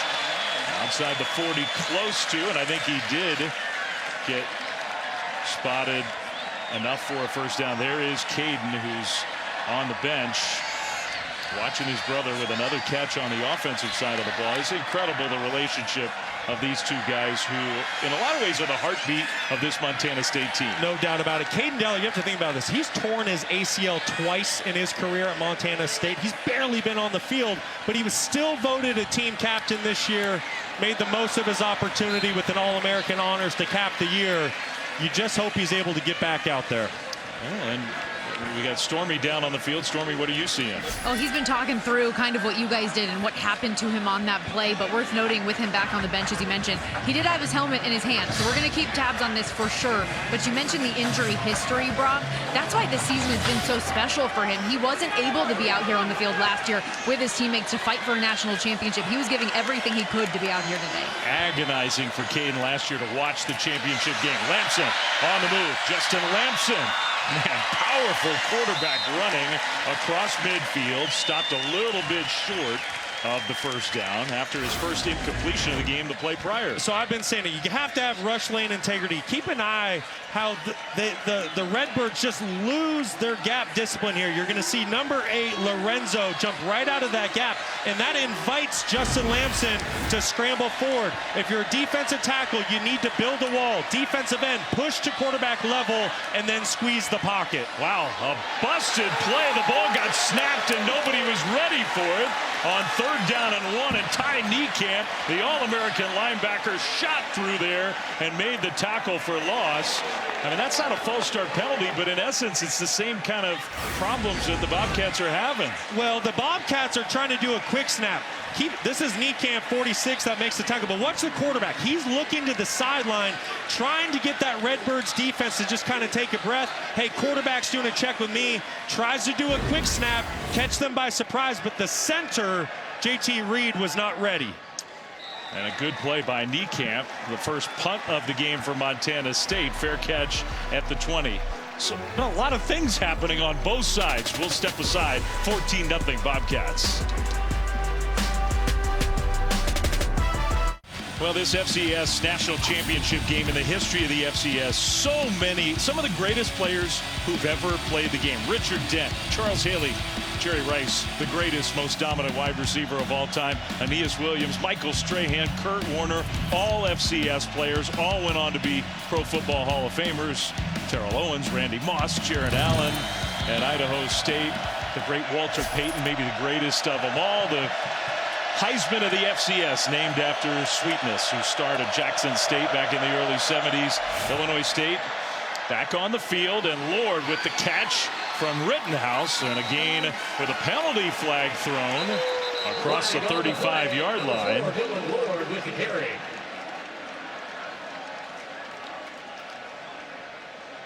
We still, I don't think, have solve the issue of the referee microphone, which is definitely an issue for the fans. 15-yard catch and run if the play stands. Personal foul. Unnecessary roughness. Number 34, defense. Penalty is 15 yards from the end of the play and includes an automatic first down. And we got the microphone working as well. Oh, Cole Taylor, the linebacker, penalized. Yeah, just something you can't do if you're Cole Taylor. We're going to show you. Hits Rittenhouse a bit late, right in the back. Just completely unnecessary. Got to be smarter in situations like that. Well, Illinois State's defense got to stop. Got the offense back on the field and right away to midfield. Trying to get back in this game. Down 2 touchdowns. Rittenhouse in the pocket, throws middle, and the pass caught. Lord almost used the official as a screen. Inside the 40, another 13-yard gain for a first down. You know, it's been a little bit sloppy when it comes to penalties for both of these teams. Two programs that really pride themselves being disciplined. Excellent job, though, on this last play of Rittenhouse, recognizing the box being vacated by the linebackers and just taking the shallow cross to Lord right in front of his face. Oh, by the way, we heard Stormy say Caden Dowler had his helmet. He's back on the field. Amazing. The All-American playing through a massive shoulder injury. Rittenhouse, a keeper. Another one of those sort of run-throw plays where he throws it forward to Lord. Taden Gray, the safety, makes the tackle. Gain of 4. Yeah, it's like an extended version of the speed option. Obviously, Rittenhouse can put his foot in the ground, get upfield, and rush the football, or he can sling it out to a slot wide receiver. It really puts a nickelback in conflict.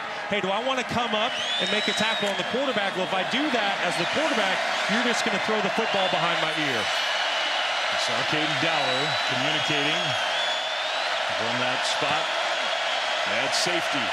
2nd and 5, Redbirds, Illinois State. Final 4 minutes of this first half.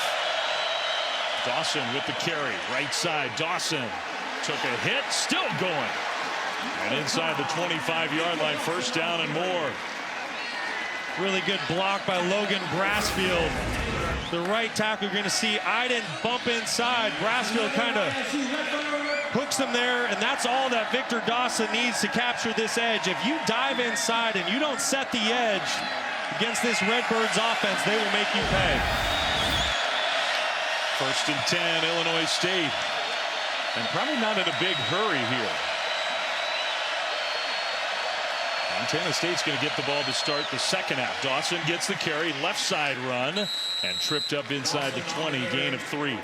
That's exactly right, Flem. Illinois State, they are going to slow down their offense right here because they don't want to give Montana State any opportunity to go get points before halftime. So a perfect drive. Illinois State will melt the clock almost completely away and finish this drive in the end zone. Montana State has 2 timeouts just in case Brent Vegan finds a spot where maybe he wants to save some time.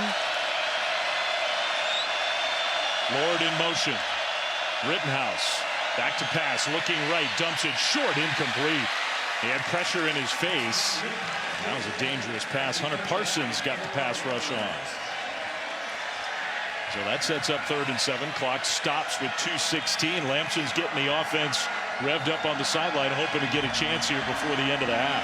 And these are moments for Montana State that Kenny Iden has always taken over in the past. Number 11 lined up at the defensive tackle position. Even though he's at end, there are 4 defensive ends on the field right now for Montana State. 3rd and 7. Pass rush was picked up. Dawson with the catch and tackled. We'll see where they spot him at about the 15. I think he's 2 yards short. So this will be a decision for Brock Spack, the head coach of the Redbirds. I don't see the field goal unit coming out there. They're going for it. And they do have some extra time because that play takes us to the 2-minute timeout. A very important sequence coming up here at the end of the first half with a national championship on the line tonight in Nashville. Bobcats in the title game for the 3rd time in 5 years, leading 14-0.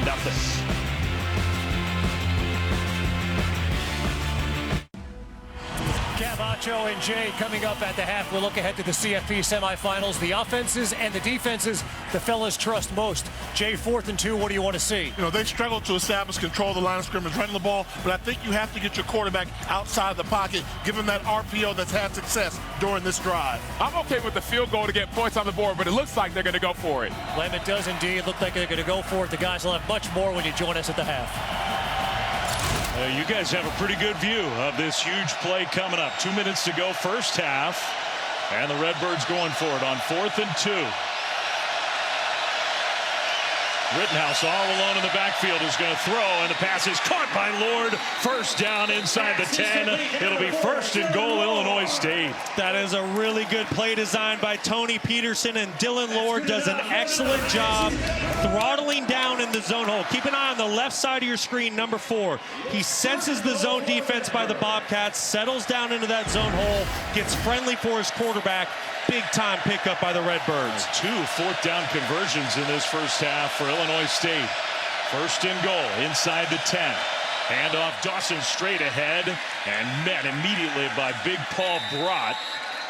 Tackled at about the 6-yard line. Maybe got 2. It'll be 2nd and goal. And that's just the Redbirds wanting to get more time off the clock. There is no chance that football was going to go in the air for Illinois State. This is an excellent drive by Illinois State, answering, breaking the momentum of Montana State. They don't want to give Brent Vegan and his team any time to get points before half. You see the Montana State head coach looking up at that big scoreboard, maybe starting to do some math about, will I use one of these 2 timeouts after this 2nd and goal play. Rittenhouse in the pocket is going to throw wide open, caught, and touchdown. Scotty Presson, the tight end, with 54 seconds to go in the first half. Illinois State scores for the first time in this national championship game.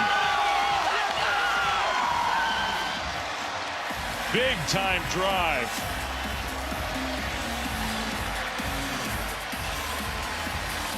Went for it on 4th down, converted a couple plays later, and leave only 54 seconds on the clock.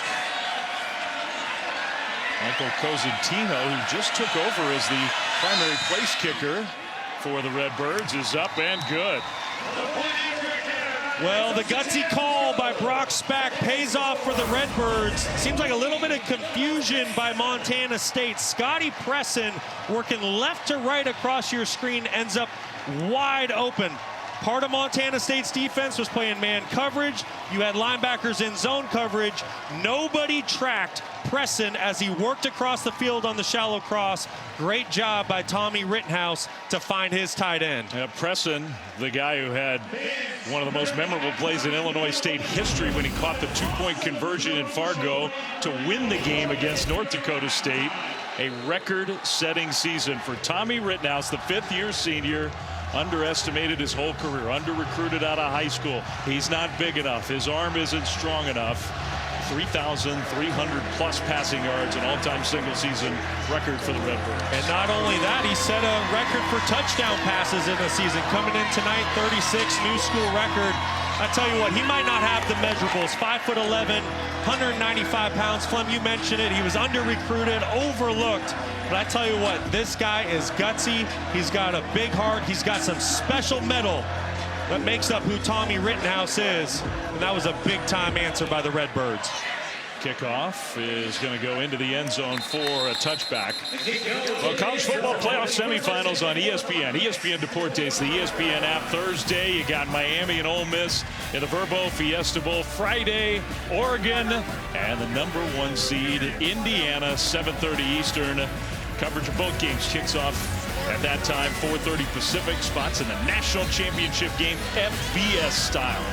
On the line, that national championship game, of course, Monday, January 19. So down to 4 FBS, down to 2 FCS with 54 seconds to go in the first half. And Bobcats offense, I would imagine they're going to be aggressive here. Lamson in the pocket, throws short. Pass caught. And over the middle, now cutting it to the right side across the 45, Jabez Woods. With a nice run after the catch, he ends up getting 20. The clock will stop to reset the chain. Excellent start to the drive for the Bobcats. If they can just get down inside the 35-yard line, they will have a chance at a field goal with Sandstead. They have the 2 timeouts. Lamson throws. That one's caught. Threaded that one in there. Chris Long with the catch. 2 plays. They're already inside the 35. That was a big league throw by Justin Lamson. Unbelievable. Defender right in his face and throws a strike down the seam. And saving those timeouts, they got to the line quickly. Got the ball snapped. Lamson throws. A missed tackle. Turn upfield. A hurdle inside the 10. And diving for the end zone. Touchdown! Dane Steele!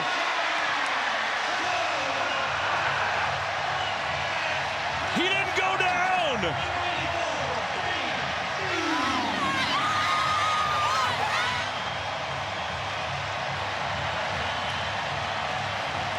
Three plays, 75 yards, and the freshman found his way to the end zone. Oh my good. Well, that's one of the great individual plays you'll ever see in a championship game or otherwise. That extra point was tipped, but it went through and good. It took him 3 snaps. I don't know if I've ever seen it let any 2-minute drill executed to perfection. Justin Lamson does a great job of just getting this drive started. Get the ball to Jabez Woods, one of the fastest guys on your team. You get the ball in space. Woods does the rest. And then, I mean, this is an unbelievable throw. Pocket is breaking down on him, hand in his face, strike right down the seam. And then Dane Steele, you want to talk about a young star in the making? Well, now you know why. Just a redshirt freshman makes the first miss. Unbelievable hurdle over Jack Dwyer, the senior safety. And Brent Vegan is fired up and loving what he's seeing out of his Bobcats. I mean, that's one of the great plays you'll ever see. That was incredible. They went down the field 75 yards in 36 seconds, didn't even use a single timeout. We're talking field goal. Bobcats said, no, we're going to go get a touchdown. Wow. Just flawless execution in the 2-minute drill. 1, 2, 3. And there's 7 more points for Montana State. All right, kid, you're a freshman. Go cover the kick. Highlight touchdown. Get out there for special teams. Remember, Montana State gets the ball to start the second half. Well, that was a very big touchdown in a flash. Good kick coverage here. Number 12, we said the Taco Dowler play is going to go down in history. So will this one. I mean, this is so good. We got to go back and watch it one more time. Steele makes the first miss, and then you know what, Dwyer? I'm just going to jump right over you on my way to pay dirt. And just when you think Illinois State, they're getting back in the game, they're getting some momentum away from Montana State, well, Justin Lamson was having none of that. What a play by Dane Steele. I mean, he has had an historically great freshman year. He's been quiet in this first half, but he is definitely a star in the making.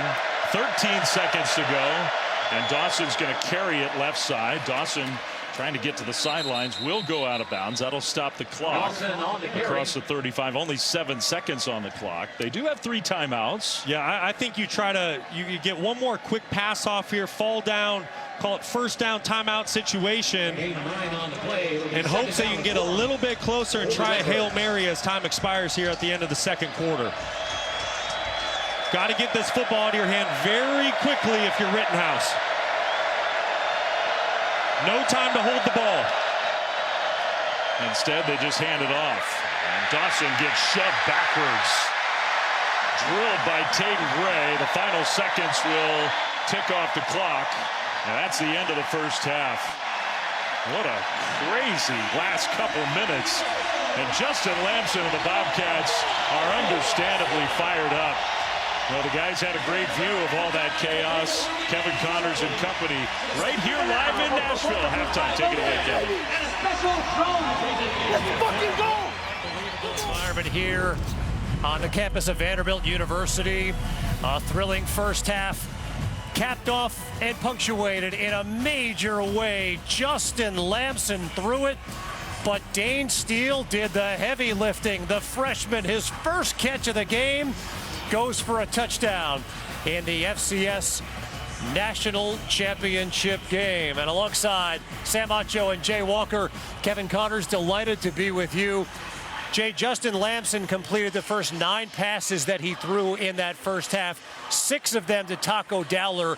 Why was that combination so effective? Well, they've got chemistry. You know, I wonder about the game plan. If you're Illinois State, you have to know Taco Dowler is their go-to guy. He has 70 receptions on the season. But the secondary for Illinois State, which is ranked in the bottom half of the country, it showed why in the first half. Taco Dowler, on obvious passing situations, was able to find creases in the Redbird defense. I'm not talking about 3rd and 2. I'm talking about 3rd and 17. I'm talking about 3rd and 10. Taco Dowler was a problem for them, and they did a really good job of aligning up with mismatches to give him an opportunity. Here's what I'm talking about. Obvious pass situation. What do? You have to know where he is. He's their guy. Look at all the space he has. The #1 receiver. Can't do that. As a secondary, you have to pass him off, know where he is, and once he got it going, you knew they were in trouble. He was benefiting his quarterback and then catching the ball, picking up first downs. Taco Dowler really was the guy that got it started for Montana State in the first half. They have to find an answer to him. Find a burrito or something. Give me a chimichanga, but don't give up the tacos. No more to Taco there that first half. A team that runs the football so well, they threw it well in the first 30 minutes. As for Illinois State, Sam, they got back in the game. That gutsy call, 4th and 2, they convert the touchdown there, but a lot of missed opportunities. They need to continue to attack the ball downfield. Daniel Sobkowitz has 18 touchdowns on the season, 7 in the last 3 games. There was that 1 offensive pass interference, but I don't like that call. Go back to that play. Once again, you see the pump and go, right? Doesn't have to have the hit by Sobkowitz. Then later on in that quarter, Dylan Lord is wide open, and he's just a miss. And so the receivers are getting behind the defenders for Illinois State. They just have to continue to attack the ball downfield. That's been their MO. Run the ball, and deep shots down the field. If they want to get back into this game, they need more. And an enormous touchdown right before the half for Montana State. We'll talk more about that on the way. We're also going to spin it forward to the college football playoff semifinals. The offenses that the fellas trust the most. And how about the defenses as we're down to 4 in the FBS, and we're coming right back.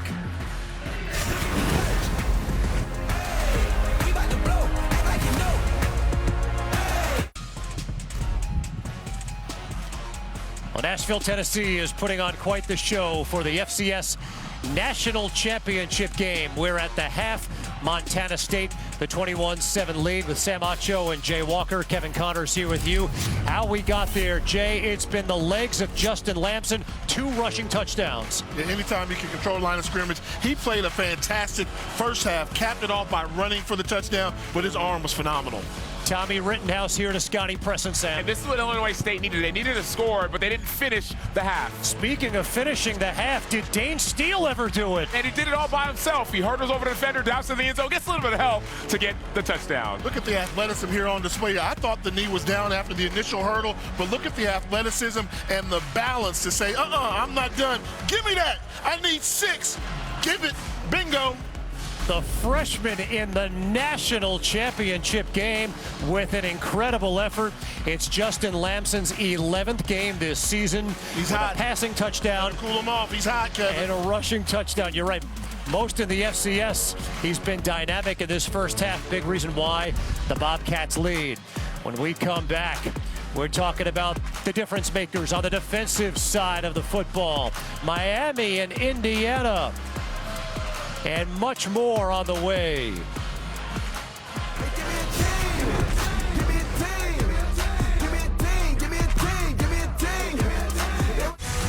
incredible performance. Are you not entertained? Unbelievable. There will be a new champion. The college football playoff semifinals begin Thursday and continue Friday. Miami, something of a Cinderella. Indiana off the annihilation of Alabama. Oregon still just 1 loss. Jay, of the remaining teams here, which offense do you trust the most? The one you didn't mention. The one you didn't mention, Ole Miss. And I really like Ole Miss.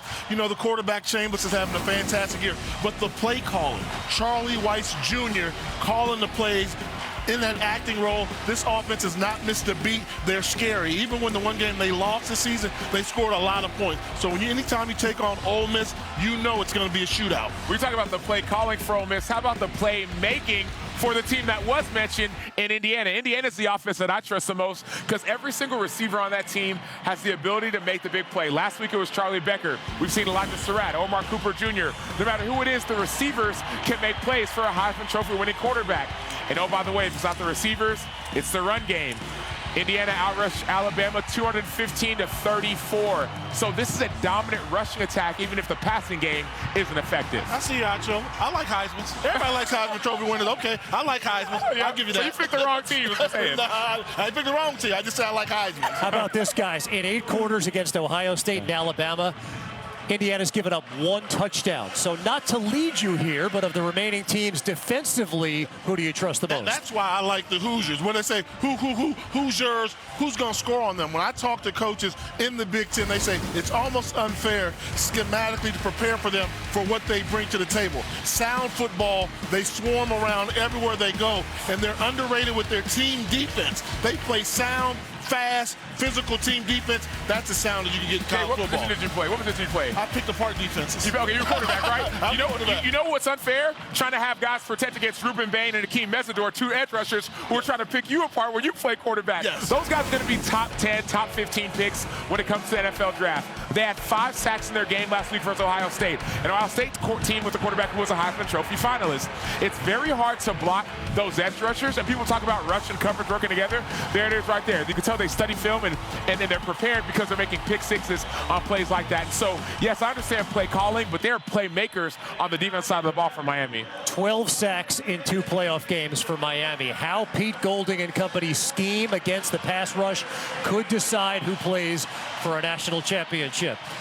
30 minutes from a national championship right now for Justin Lamson and Montana State. The Bobcats a 21-7 halftime lead.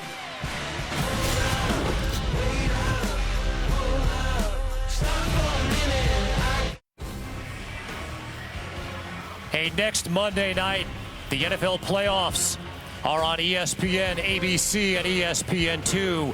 The Steelers, who eat their way into the playoffs, home to the Houston Texans. And you got the Manning cast over on ESPN2 next Monday night, 8 Eastern. Look out, Twangtown, here we come.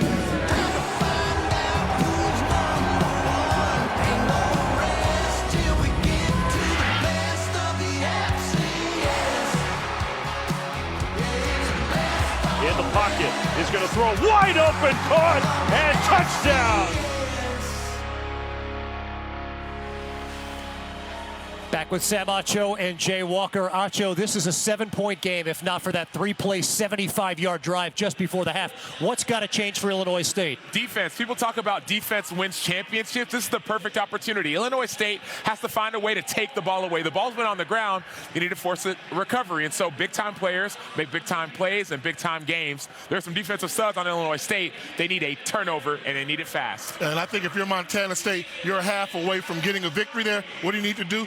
Conditions are dropping here. It's getting colder. It's getting more windy. I don't know if you'll have the success throwing the football you did in the first half. That's why you use those 2 running backs you got. Davis and Jones. Get those guys running. They should seal the championship if I'm Montana State. And it's not just them, Jay. It's also the line of scrimmage. That's one thing you hear so much about. It's the offensive line for Montana State. They have control of the line of scrimmage as half. If they just do that, the game is theirs. Can Illinois State get Daniel Sopkowitz loose in the second half?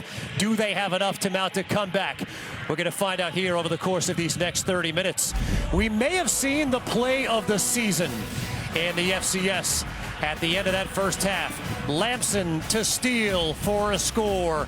The second half here from Nashville when we come back.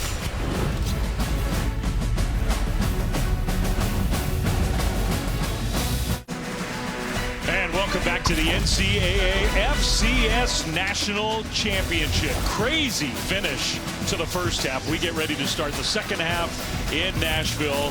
The offense for the Bobcats, Brock, was so good in that first half. The quarterback, Justin Lamson, playing his all-time greatest game here on the biggest stage. Flem, that is what we call being in the zone. Lamson nearly flawless in the first half.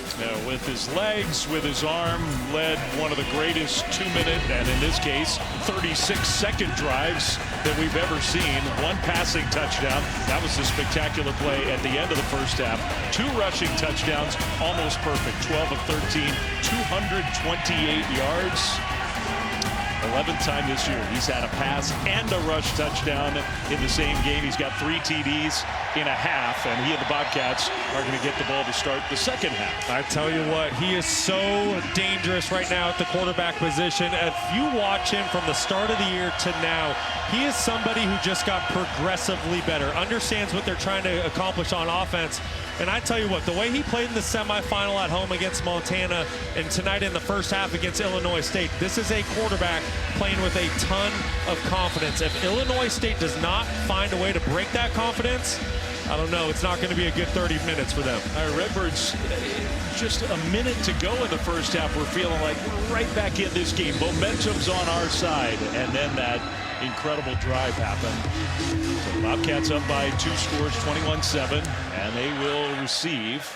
The kickoff is going to go into the end zone, but be returned. And along the sideline, a nice return.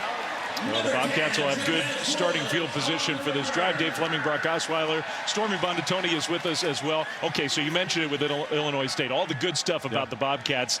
They need to get their defense going right here, right now. Well, that's exactly what it is. And I'm sure Brock Speck inside that locker room, Speck, excuse me, the whole conversation was, how do we get the Montana State offense off schedule? Because right now, Justin Lamson's feeling it. 12 of 13 on the ball game, touchdown, 228 yards. If you don't get him feeling the pressure of your front 7, I mean, it's going to be lights out for Illinois. So I expect to see some changes on the defense by Travis Niekamp. We saw some shots as Adam Jones catches on the first play of this drive.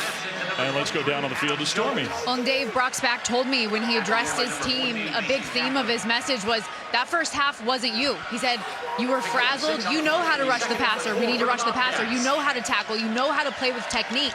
Do all of the things that got you here, and we'll get right back in this game, because you guys know what did Brocksback talk to us about all week? The resilience and response his team has had week after week. Jones with the rush, and that'll be a Montana State first down across the 45 to the 46. Thank you, Stormy. And the point I was making before we got Stormy's report from the head coach of Illinois State, hey, he's a defensive guy, Brocksback. He played linebacker in the Big Ten. He was a defensive coordinator at Purdue. He's a defensive-minded head coach. He looked disgusted at the end of that last Bobcats drive. Well, the Redbirds defense, they've been outstanding in the playoffs. And what you saw in the first half, that is not how Illinois State has been playing. A rare incompletion. It's like news when Lamson doesn't connect. Just his second one of the night. So 2nd and 10 for Montana State. 21-7. Long way to go. Illinois State's had to play from behind. They've had their backs against the wall many times. Regular season, playoff season. Jones will carry it across midfield. Gets 4 on 2nd down. And I think that's a great point you make, Flem, as we head to 3rd down. You know, the Illinois State team, they've been here before. They've been down 14, even in these playoffs, on the road against North Dakota State. So this is territory that they're used to, but it has to start right here. On 3rd down, you have to get a stop. You have to get this football back to your offense.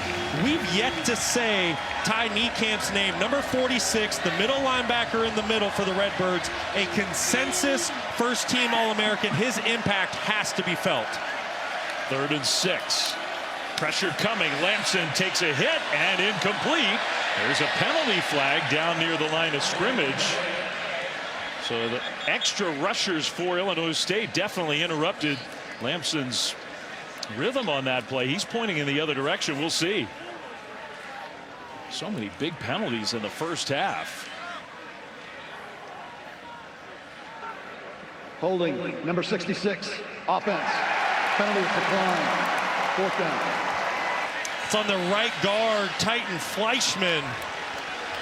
He's had an All-American season. He played tackle last year for Montana State, moved inside to guard this year, and you're going to see the takedown on the inside. And this is the game plan. This is the adjustment the Redbirds have made. This is the first time all game long that I've seen an all-out pressure be brought by the Illinois State defense. That was cover 0. They affect Justin Lamson, his rhythm, his timing, and that was the stop the Redbirds needed. Yeah, big time. After a couple positive plays, now the punt. Eddie Casper is going to signal fair catch and make it inside the 15. So, step 1 for Illinois State in their comeback attempt. Get a stop. Now they get the ball back here in Nashville. For a spot in the CFP National Championship, the college football playoff semifinals, Thursday and Friday on ESPN. Well, same time for both of those semifinal games, different days. Thursday in Phoenix, in Atlanta on Friday. Coverage at 7:30 Eastern, 4:30 Pacific. Here in the FCS National Championship game. First drive of the second half for Illinois State. Their defense got a stop. Offense back on the field. Dawson to carry. Left side. Big gain across the 25. Still going outside the 35. Victor Dawson. He is having a heck of a game. I tell you what, a monster first half for Victor Dawson, picking up right where he left off. Just a great job getting out to the open space, and that's a product of Montana State playing a soft zone defense. They had 2 high safeties on that look, and if they're going to continue to play with both of those safeties deep, I expect a heavy dose of Victor Dawson here in the third quarter. I don't see Caden Dowler out on the field right now for the Bobcats. Dawson approaching 100 yards rushing already in this championship game. Rittenhouse dumps it to Dawson with the catch. Dawson wrestled down, but that extra effort got him real close, maybe a half yard short. No, that's a first down, Redbirds. Just a great job of Tommy Rittenhouse taking what the defense giving him. Once again, soft zone, 2 high safeties.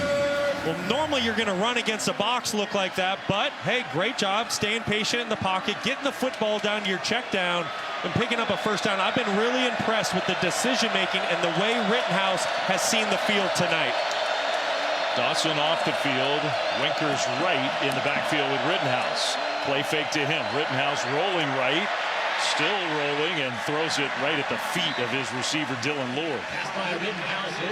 Nice job of Cole Taylor, 34 from Montana State, triggering from his linebacker position. As soon as he saw Rittenhouse trying to work out to the perimeter, he didn't want Tommy to have an easy throw. I think Cole Taylor is sort of emblematic of this Montana State team. Never played a lick of defense in high school. Wasn't allowed to make never made a tackle before coming to Montana State. A quarterback. And they recruited him as a linebacker, and he looks like a real good one. 2nd and 10. In the pocket, Rittenhouse, plenty of time. That pass rush for Montana State has been contained. Catch by the tight end, Charles. You have to give a lot of credit to the offensive line for Illinois State. I think the big fellas up front, just like you said, Flem, they've done an excellent job against a really, really good pass rush by Montana State. They're able to protect for their quarterback. They're opening up some nice holes for Victor Dawson. And this is kind of what the game's been. It's been bend but don't break for Montana State, but they've gotten off the field on 3rd down. Illinois State 0 for 5 in the ball game. We'll see if they can pick up one here. On 3rd and 4.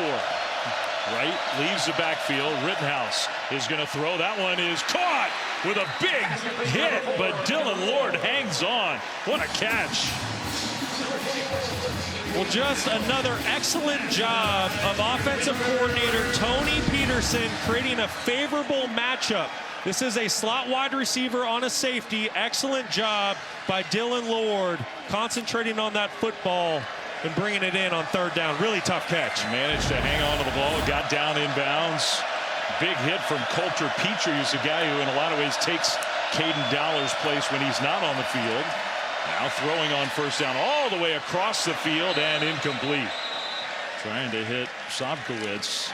Incomplete, 2nd and 10.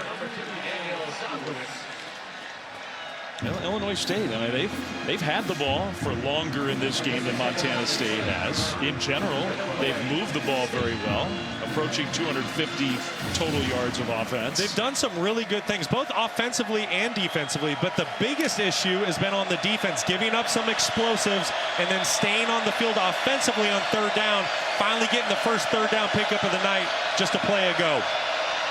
Victor Dawson back in the game in the backfield. And he'll get the ball straight ahead and lowering those shoulder pads. Puts a hit on Petrie.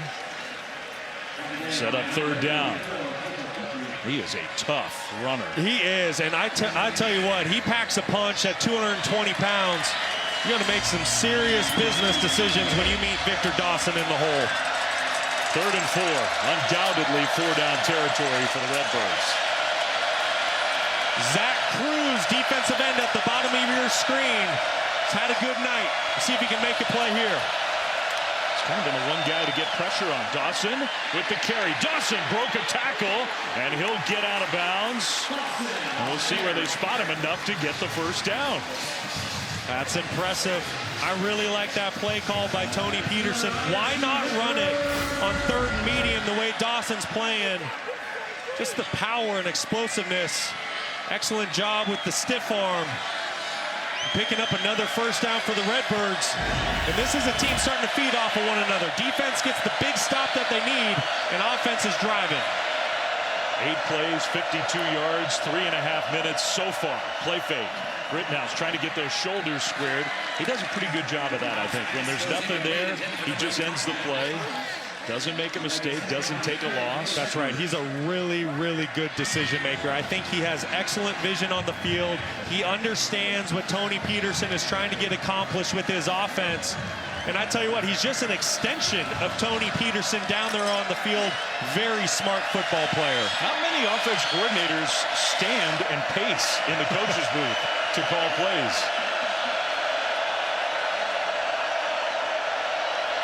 Second and 10. 3-man rush. Rittenhouse nowhere to go with the ball. Now he's going to throw on the run. Penalty flags thrown, incomplete, but 2 different flags on the play. Sobkowitz was out there, and I think that's a hold against Montana State. Seth Johnson, the guy who had the coverage.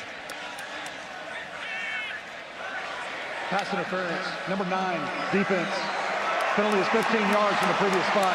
It carries an automatic first down. And this just happens to defensive backs when quarterbacks get outside the pocket. They go into scramble drill. It's really hard to track a receiver when he wants to wheel up. Seth Johnson knew he was beat. Probably a good decision to grab and hold Sobkowitz to prevent a touchdown. There was no arguing there on that penalty call. They've had some arguing on some of the calls. Seth Glatz is in the game at running back. I haven't seen much of him tonight. Inside the 20, 1st and 10, Redbirds.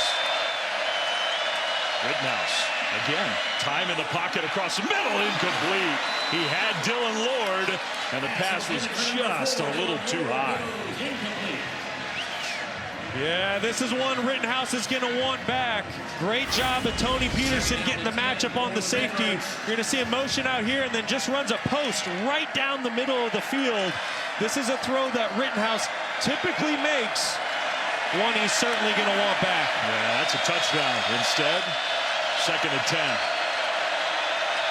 Dylan Lord, the young receiver, he's having a big championship game. Great effort to try to bring in that football.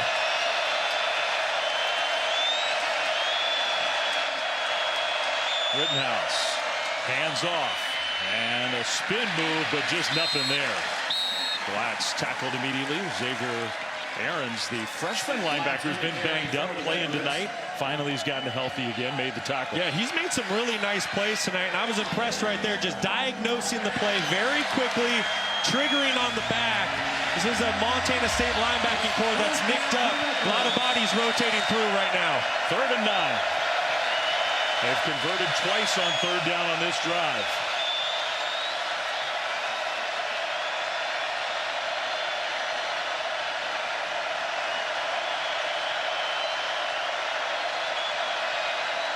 Play clock was down to 3 when they got it snapped across the middle. Nice delivery inside the 10. 1st and goal. Luke Maylander, who has not really been involved with a 13-yard catch. That was a beautiful route by Luke Maylander. The Missouri Valley Football Conference Freshman of the Year. Excellent job crossing Seth Johnson's face and picking up a fresh set of downs in the low red zone. Big time play by the Redbirds. What a drive. Now the hammer back out there, Victor Dawson, although at least as of right now sort of spread out as a wideout. Rittenhouse looking to throw on 1st and goal. Now scrambling. Rittenhouse is going to dive and not get there. Out of bounds. Got a couple positive yards, maybe even 3. Rittenhouse wanted to get the football to his tight end, Scotty Presson. Presson had a step, but he slipped coming out of his break. I tell you what, Flem, I've been really impressed with this Illinois State offensive line. Just on 3rd down a couple plays ago, I circled Kenny Iden, the All-American defensive end, and we've yet to call his name. This offensive front, they've done a great job protecting Rittenhouse. 2nd and goal. 14th play of the drive.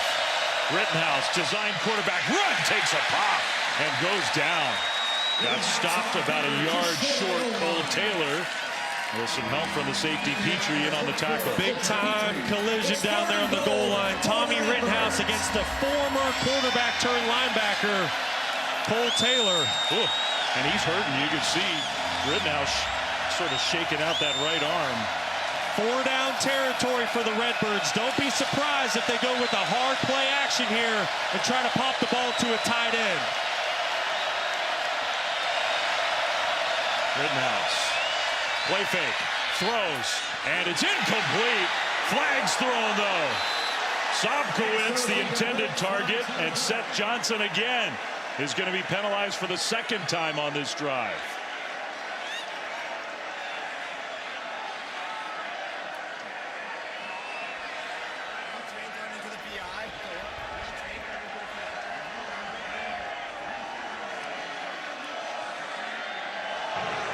Pass interference, number 9, defense. Penalties, half the distance to the goal. Scores an automatic 1st down. Yeah, I think this is a good call by the officials. Certainly early contact. I don't love the play call. You go hard play action. You're trying to throw a speed out to the far side of the field. Late on the throw, but he gets bailed out. A little bit of contact by Seth Johnson. Anytime you drape your arms around a receiver, easy call. So 1st and goal, reset from inside the 1. Dawson, play fake to him and thrown off the back of the end zone, out of the end zone, incomplete. It's good coverage by Neil Daly. Great job with his eye discipline, keeping his eyes on his man, trying to get the football to Scotty Presson. And now at this point, you've tried play action, you've tried throwing it in. I think you give it to the 220-pound back in Victor Dawson and let him pound it in. I think Rittenhouse was saying that. It looked to me like he was a little unhappy. Dawson, give him the ball, pushing forward, and he's not going to get there. It's going to be 3rd and goal.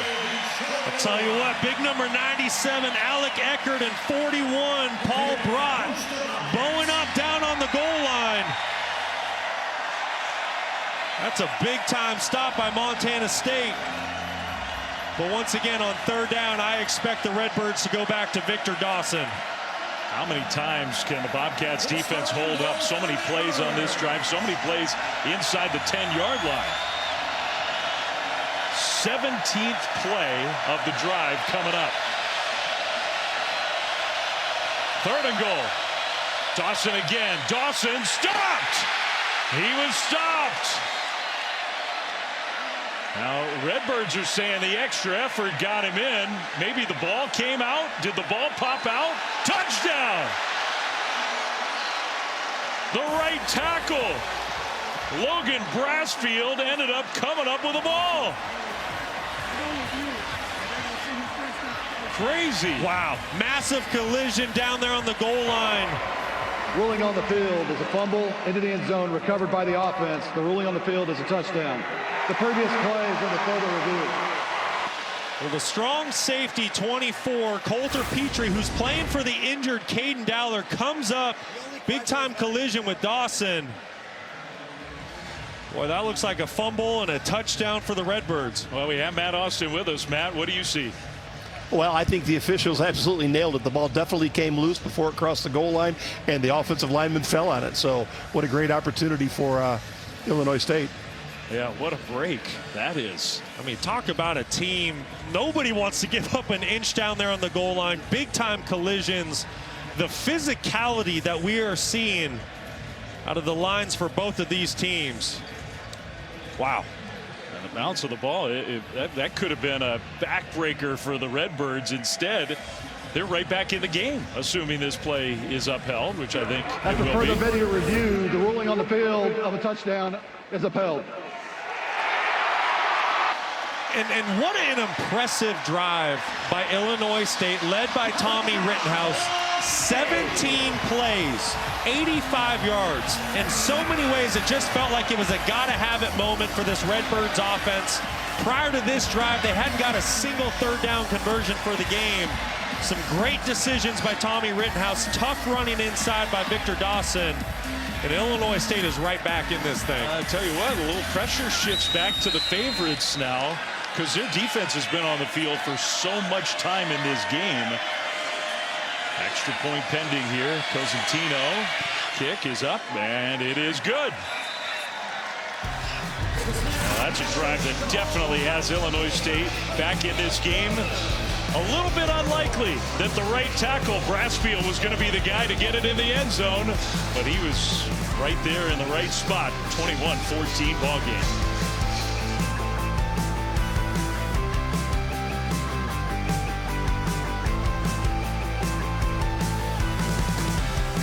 You know, why does this Illinois State team have so much belief in themselves? How about go back a few weeks to Fargo against the #1 seed, huge favorites at the Fargo Dome.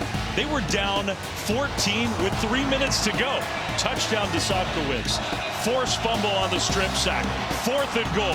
Rittenhouse scrambling. Finds his star receiver for the would-be game tying. Instead, no, we're going for 2, trying to win the game. They convert and steal a win against the best team in the regular season in the FCS, the #1 seed, 29-28. Part of their journey to get here, and Brock, I think it's a big reason why they just don't feel like they're out of any of these games. That's exactly right. One of the all-time great FCS playoff upsets, without a doubt. In a game like that, the belief, the confidence that it gives your football team, you say, we can beat anybody, anywhere, anytime. And that's why the Redbirds, they haven't blinked for a half a second tonight when they've been trailing. They've been in the fight before. They are a calloused football team. The end of the first half could have killed the spirit of some teams. Big kick return here across the 35. Nicely done by Jabez Woods. That'll be good starting field position for the Montana State offense. And a little pressure on Montana State here just to keep the ball for a bit. They're being outplayed in terms of total plays run and time of possession big time. Well, listen, Justin Lamson was very comfortable operating from the pocket in the first half. He was essentially able to do anything he wanted. His offensive line gave him plenty of time to operate. He was able to get outside the pocket a couple times, use his legs, make plays down the field. But in that opening series of the third quarter, Illinois State changed the game plan, said, hey, no more soft zone coverage. We're bringing pressures, and it affected Lamson. On the first play of the drive, Lamson, play fake, is going to throw, and that one knocked away, incomplete. Intended for Taco Dollar. Patrick Bauer got a hand up and knocked it down. He had 1 incompletion, Brock Lamson did in the first half. He already has 3 in the second half. I'm telling you, he was flawless in the first half. He was comfortable. This is a great job of Bauer using every inch of his 6'3" frame to get a hand on the football. But what started that play? The Redbirds brought pressure once again. They were not doing that on 1st and 2nd down in the first half. It is affecting the Bobcat offense right now. 2nd and 10. Lamson, just a 4-man rush this time across the middle, incomplete. So here we go again. It's 3rd and 10. We didn't see any body language like that in the first half. No, we didn't, but it's because he's starting to feel the defensive front for Illinois State. I thought Reese Edwards did an excellent job with his bull rush on 2nd down to get the offensive tackle back in Lamson's lap. What an opportunity for the Redbirds. They're feeling it on their sideline. They got to stop. Then they went down and scored. Now it's 3rd and 10. Lamson, pressure comes. Pressure picked up. Lamson delivers, and the pass is caught by Woods. First down into Illinois State territory. Well, that's a big-time throw when the Bobcats desperately needed it. Great job of Lamson working all the way through his progression. He starts on the right side of the field, comes back late down the left side, to Woods. Woods does a great job settling in the zone hole, and that is a pickup Montana State needed. On 3rd and 10, they get 20. Gonna hand the ball off here. No, Lamson faked it, keeps it. Lamson, again, just no sliding from this big quarterback who loves to run the ball inside the 30 down to the 25, gain of 18. Well, Lamson just does this so well. His only job is to read Bauer, and as soon as he sees him kind of slow play the running back, that cues Lamson, hey, I'm going to keep the football. Well, if a defensive end is going to crash like that, you need a linebacker scraping over the top to play quarterback. Illinois State doesn't have that, and Lamson will make you pay. I'll say the ball's actually back at the 26-yard line. Still 1st and 10, Montana State. Back-to-back big plays. This time Jones will get the ball. Jones, who's made things happen when he's touched it tonight. That's only his 5th carry of the game. He gains 4. Well, you got to think he's battling some sort of an injury. Went out earlier in the ball game, got checked out in the injury tent, but got back out there on the field. And I think a big reason why he's only had 5 carries, and you look at Julius Davis only with 2, the other starting running back, it's because of how well Justin Lamson was throwing the football, the defense that Illinois State was presenting. But the Montana State offense is at their best when they remain balanced. Dowler motion there. They're going to give it to Taco. Dowler cuts it. Back inside. Taco Dowler dives into the end zone. Touchdown. He's done it again.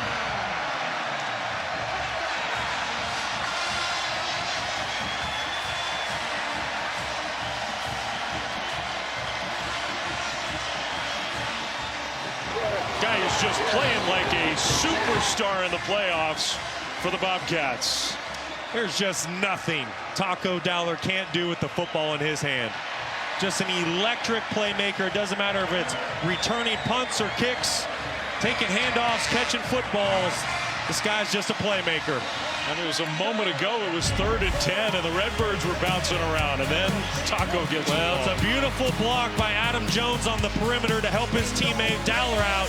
And then Dowler does the rest with some shifty moves. Bobcats by 14.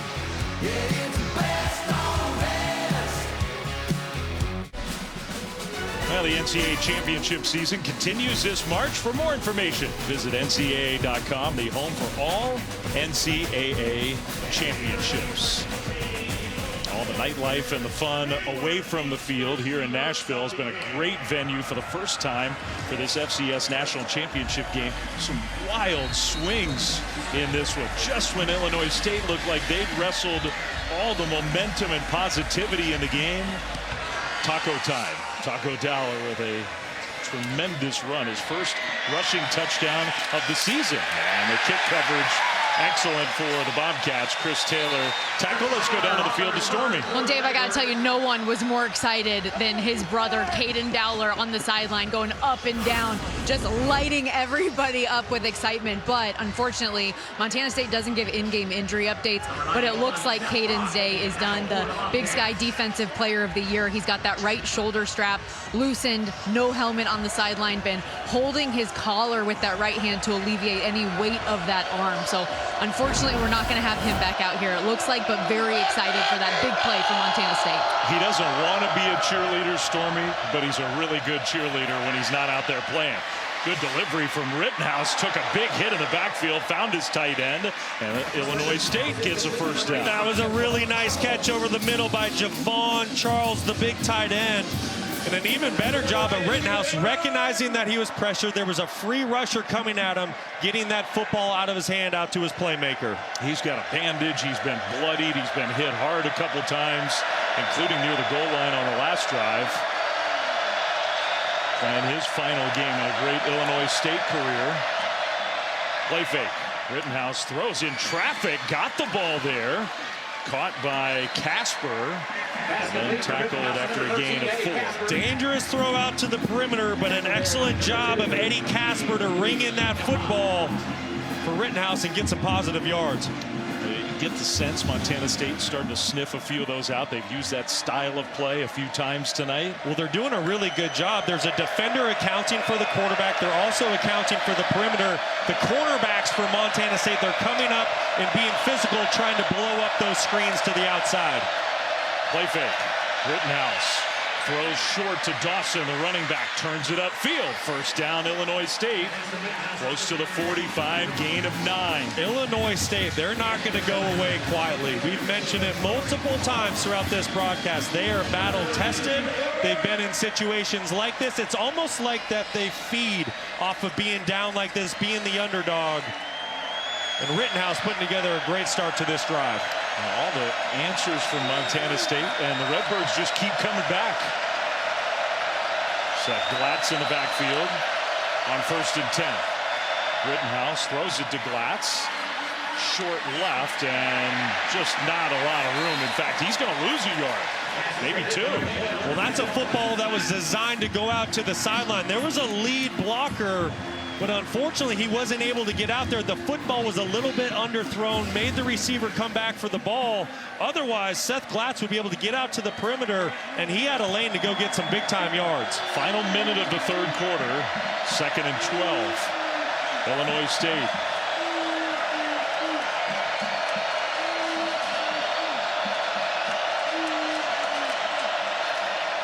Handoff Glatz, left side, big hole. Glatz, that's his style. Power run into Montana State territory. First down, Redbirds. You know, I've seen this a couple times by Kenny Ida. He keeps diving inside. Well, when you do that, you don't set an edge. And this is just too easy for All-American left tackle Jake Pope. Anytime you crash inside as a defensive end, you're going to let him go down there, wash him down, and that's what allows Glatz to get out to the perimeter. He put the hit on Petrie, not the other way around. First down, play fake. Rittenhouse, pressure, gets away. Gets away again.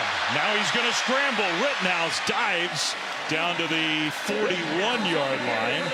Ended up getting 5 on the final play of the 3rd quarter of this FCS National Championship game. It's been a highly entertaining game and very much still in the balance. All the emotion of a title on the line. We're 15 minutes away from crowning a national champion here in Nashville.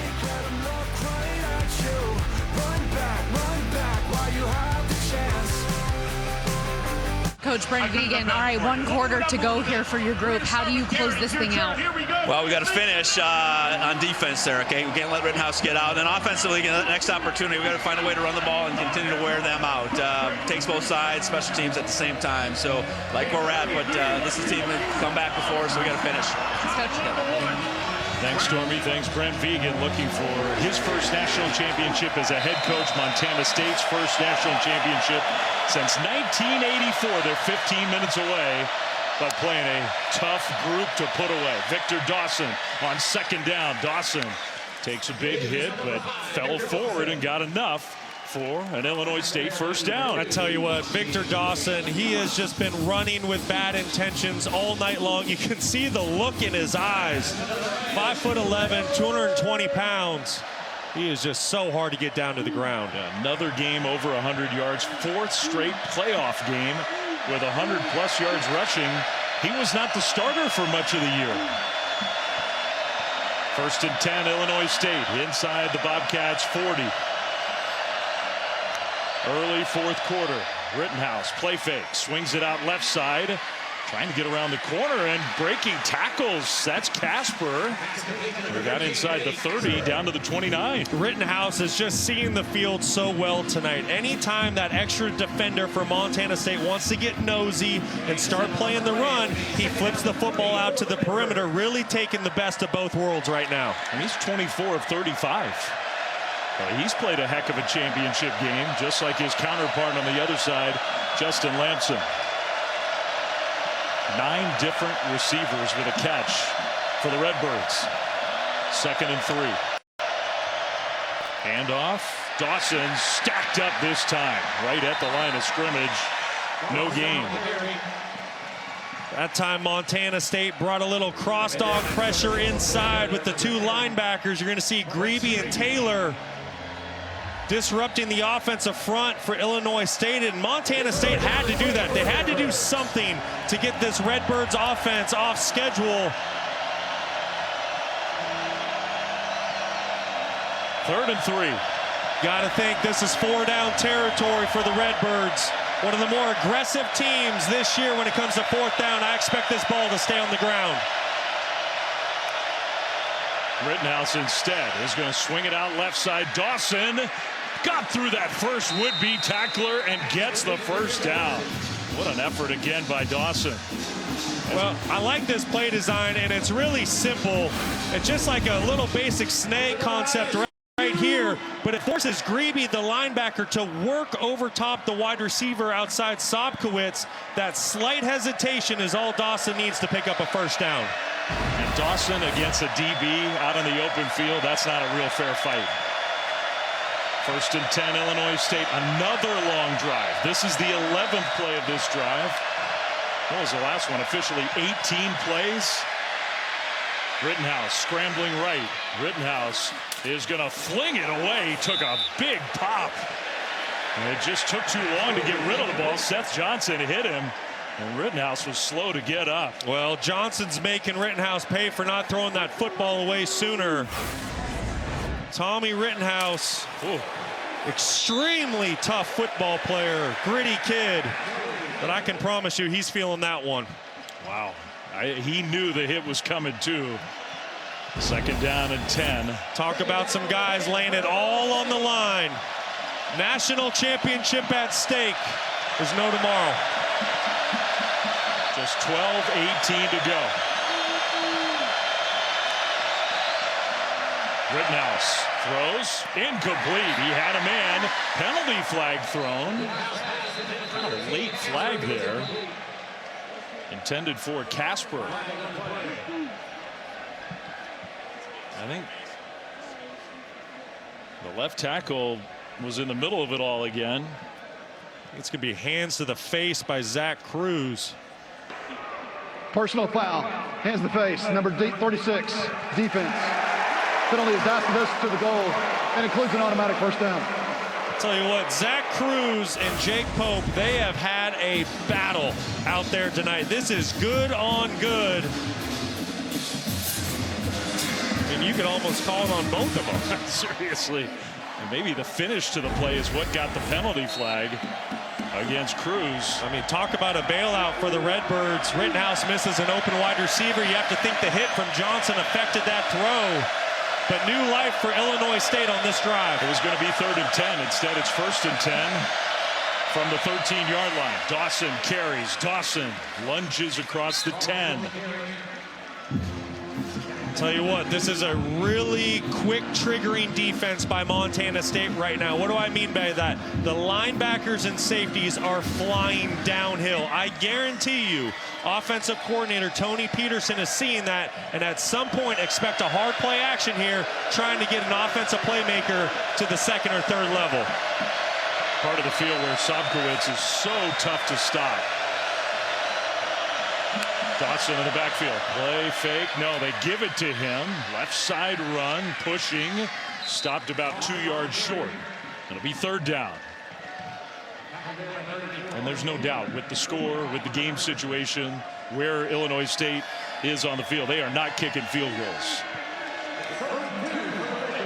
So you have to wonder, does Tony Peterson just ground and pound with Victor Dawson trying to pick up this first down, or do you go a little bit of reverse psychology, hard play action, and try to pop a pass over the top? Another 7+ minute drive here. 3rd and 3. Dawson in the backfield. They give it to Dawson, and I don't know. We'll see about the spot. I think he got there. Close. I haven't seen an indication yet. Rolling on the field. They put the ball down. He did not get it. It's 4th down.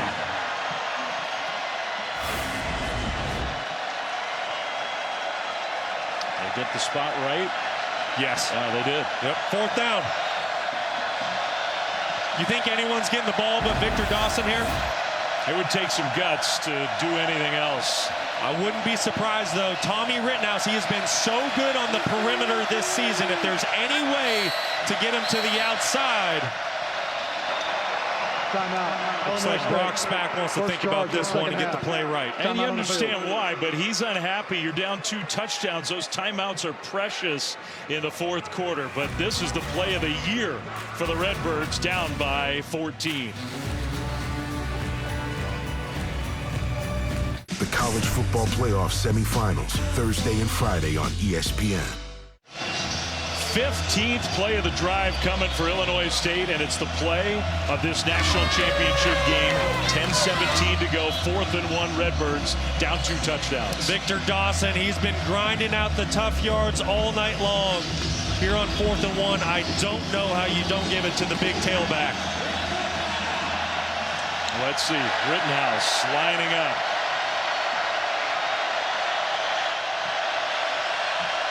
Out of the timeout on 4th and 1. Dawson shifts, they throw, end zone, caught, touchdown! Sobkowitz and his incredible playoffs continue. Another touchdown for the star wideout. It's 28-20 with an extra point coming. That is a big league play by Tommy Rittenhouse. I don't know if you noticed pre-snap, but he went up to the line of scrimmage. That's because he was changing the play. He noticed that Montana State was in an all-out pressure, extra defenders at the line of scrimmage, changed the play and took advantage of the one-on-one matchup outside. Extra point is up and good. The Redbirds all playoffs long, all championship game long. They will not go away. Well, Sobkowitz has been unstoppable throughout the playoffs. Nothing different about that play. Stay with us. It's going to be a great finish.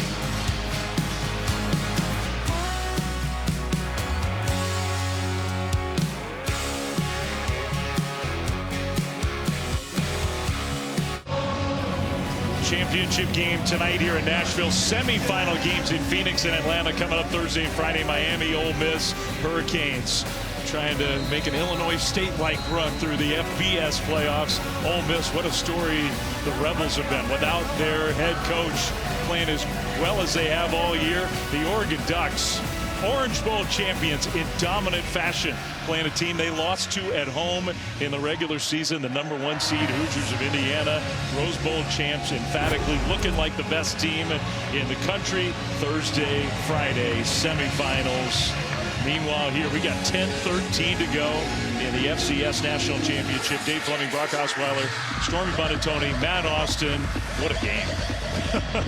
What a game is right. It really doesn't describe what we've seen. Both these teams just making play after play, and I've been so impressed with the quarterbacks. Tommy Rittenhouse, Justin Lamson. Just when you think the other team might have the edge, another quarterback makes a play, keeps his team in the ball game, both with ice in their veins tonight. Transfer return for Jabez Woods, who's got a little lane. It closed up. Gets to the 26-yard line. Take a look at the Capital One Cup standings. Teams competing for a combined $500,000 in student-athlete scholarships from Capital One. You see the standings on the men's side, on the women's side. I'll point out my alma mater on both sides. Go Cardinal. Go on all season long. Meanwhile, the Montana State offense, their last 2 touchdown drives, Brock, have taken a combined 2 minutes and 44 seconds. Meanwhile, the 2 touchdown drives for Illinois State, over 15 and a half minutes. Now their defense, Montana State's, has been on the field, it seems like this whole half. Handoff, that's Julius Davis. That's his best run of the championship game. He should be fresh. A gain of 8 on first down. This is what the Redbirds have done all playoffs. Dominated. Look at what they did in Fargo against the #1 seed. Won the time of possession by 24 minutes. Well, that's the formula. If the opposing team has a great offense, how do you stop a great offense? You keep them on the sideline. You possess the football. You shrink the game. And that's what the Redbirds have done throughout the playoffs. Flags thrown. If that's a false start, that would be the 5th one of the game. False start, number 64, offense. 5-yard penalty, second down. For Montana State, 5 on the Bobcats. They've had 10 penalties overall, 5 false starts, and that's another one where it's 2nd and 2, and that turns into a much different situation. There's just no excuse for it in a game like this. The magnitude of it, 5 false starts, but give a lot of credit to the Illinois State fans making noise. Lamson chased out of the pocket. Lamson backpedaling is going to heave it out of bounds, incomplete. So 3rd down coming up. Dexter Niekamp got the pressure on there. What's been the difference in the second half for this Illinois State defense? They're starting to get to the passer, Justin Lamson. They're making him uncomfortable, not able to work with a clean pocket, give the secondary credit, nowhere to go with the ball down the field. And here's the biggest 3rd down in the ball game. Illinois State had that chance last possession to get a stop. It was 3rd and 10. Couldn't do it. Bobcats went down and scored a touchdown. Another opportunity here. Man in motion. Pressure comes and flags thrown again. Flag on the play. Wow. This is hard to believe.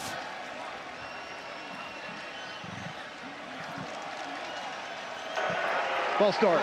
Number 55. Offense. 5-yard penalty. 3rd down. So keep an eye on the center, JT Reed, when he snaps the football in relation to when the quarterback claps his hands.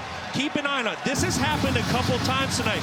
Justin Lamson is clapping his hands, but JT Reed can't hear it because of the noise that the Illinois State fans are making. At some point, you have to go to a true silent cadence.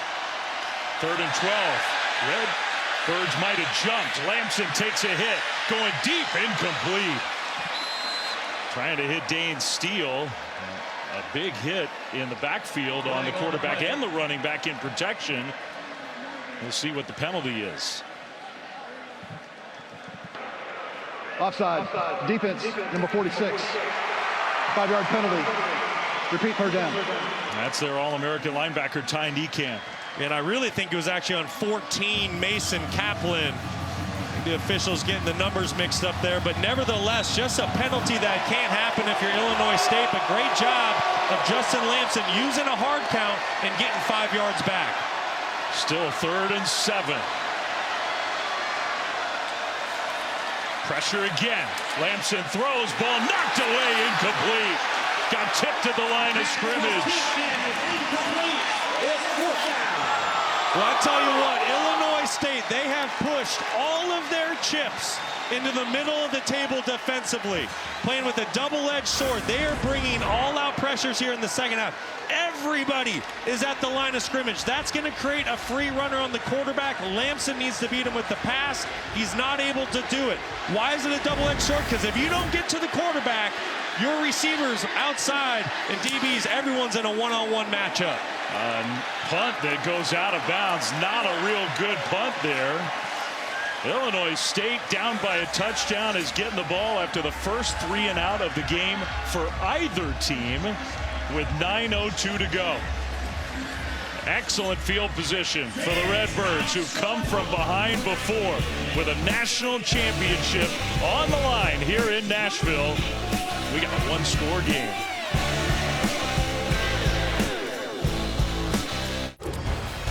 I want to go back to the last touchdown pass by Tommy Rittenhouse. Keep an eye. This is him up at the line of scrimmage, recognizing the all-out pressure by Montana State. Audibles, gets to a new play. He recognizes his go-to wide receiver, 6'3", going against 5'10" Seth Johnson. That's a matchup that Somkowitz is going to win every single time outside. Very heads-up play by the senior quarterback. He has been in great command all night long. That was 4th down to get the score to 28-21. The defense just got to stop. Rittenhouse is going to dump it short to the running back Dawson, who gets 5, maybe 6 yards on 1st down. This Redbirds offense in the second half has been moving the ball up and down the field. Yeah, and I've been really impressed with the changes they made at halftime, but to me it all starts with Rittenhouse. There is so much on his plate every single play. Are we running the football? Are we passing the football? There's a big RPO scheme within this offense led by Tony Peterson, and he has made excellent decisions all night long. Helps when you're a 5th-year senior. You've started 34 games. Dawson on 2nd down gets stopped about a yard short by Cole Taylor right near midfield.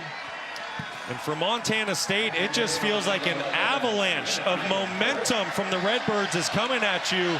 But here's an opportunity at midfield, 3rd and 1, to potentially force Illinois State into a big decision if they're able to force a 4th down here.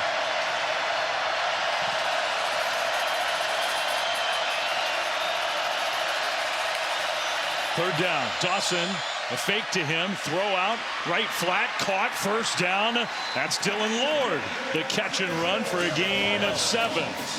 Once again, another great decision by Tommy Rittenhouse. He recognizes the pressure inside. Montana State brings 2 linebackers to stop the run. So what does he do? He flips the football out to the perimeter because he knows that he has numbers out there. Advantage Redbirds, big time pickup.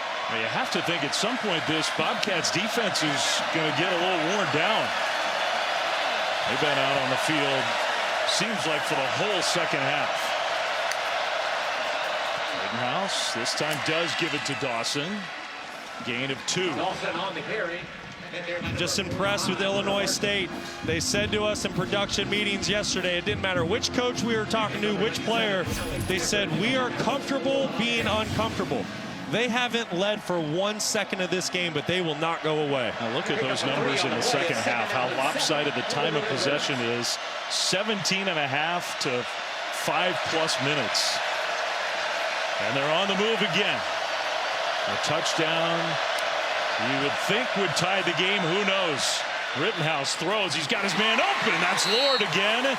Down inside the 30, goes out of bounds right at the 26. 1st down, Illinois State. Really good play design by Tony Peterson. Once again, he's getting a slot wide receiver matched up with an outside linebacker. Anytime this happens, this is just going to be pitch and catch like you're in the backyard for an offense.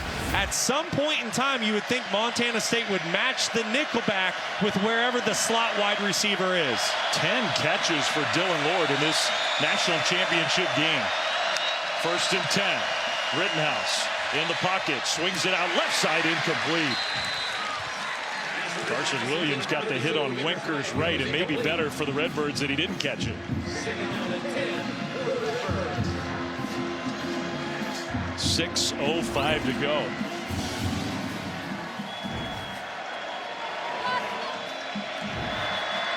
Montana State fans were feeling real confident around halftime. Not anymore.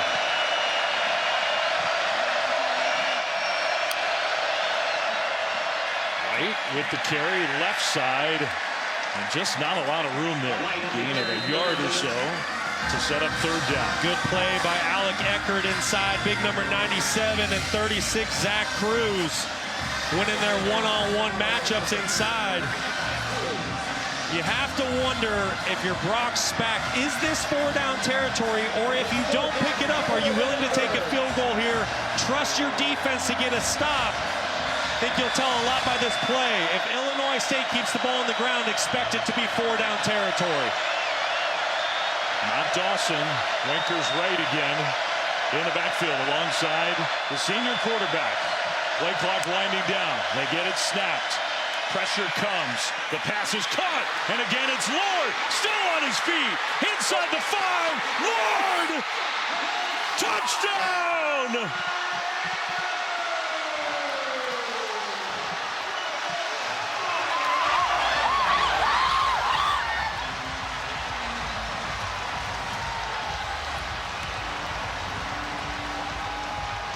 What an effort by Dylan Lord, who's having a huge game. 11 catches and his first touchdown.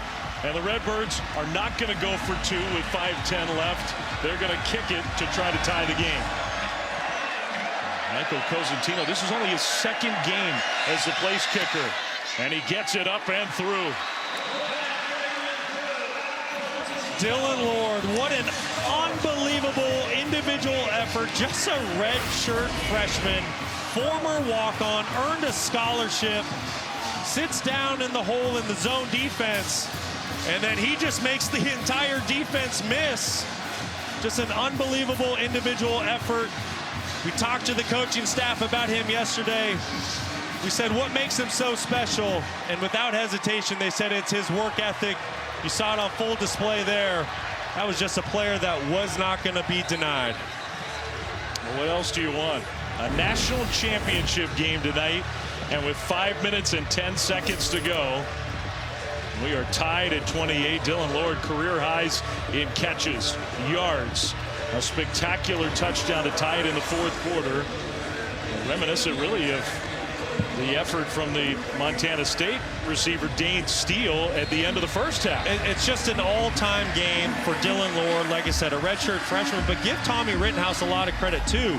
Montana State, they're putting so much attention on Daniel Sobkowitz that's what's allowing Dylan Lord to take advantage of some open holes, some open spaces.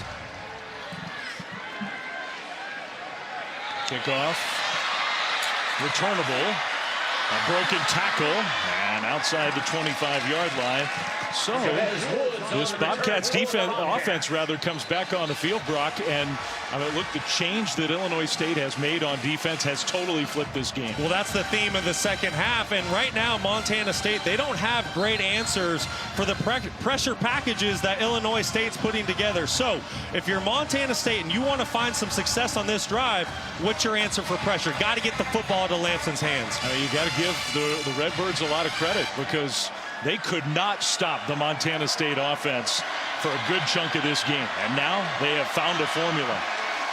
Can the Bobcats answer with a championship on the line? Lampson looked like a design quarterback run, and he's stuffed. Right up the middle. Maybe got a yard. Niekamp led the way.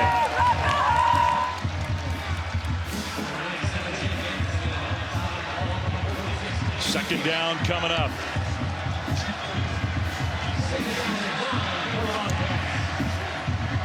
You wouldn't be surprised if Brent Vegan wanted to try to run the ball a little bit and just stay on the field for a few plays. Yeah, he's just trying to break the momentum of the Illinois State defense right now. He's just trying to get this offense back on track. Did they move again? They did. I can't remember anything like this. Ball start, number 55, offense. It's the center again. I just think we see this way too often in college football. You have teams playing in tough environments where it's loud, and the cadence is all on a quarterback's clap. Well, when it gets too loud on the field, the offensive line can't hear that clap. You look at NFL teams and what they do, a lot of it's a leg raised by the quarterback. And right now, the Illinois State fans, they are making a big difference in this football game, and they have all night. 7 false starts. Swing it out to Taco Dowler. Taco, this time is gang tackled. Had nowhere to go. Got a yard maybe. 3rd and long coming up. Boy, if you're Montana State, you want to get this call in as quickly as you can. Because if you're not able to pick up a first down, you still have 3 timeouts, so you can punt this football deep. Unless you pick up some positive yards here to where it's a 4th and manageable situation.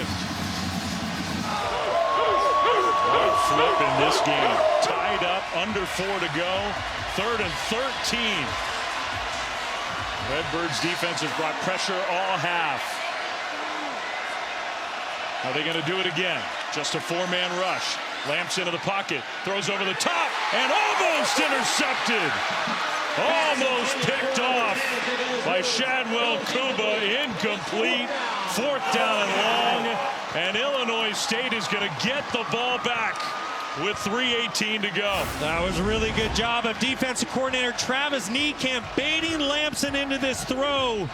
Initially, Illinois State showed an all-out pressure once again, but at the snap of the football, they changed the pitcher. They rock back to a zone coverage, and Kuba almost makes the game-changing play. Froker last time really did not have a good punt.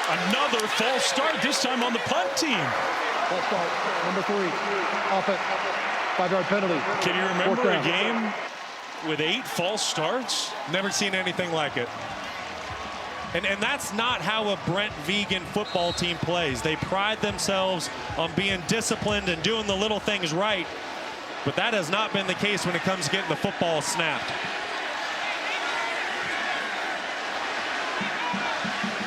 So now Froker standing at the 5-yard line.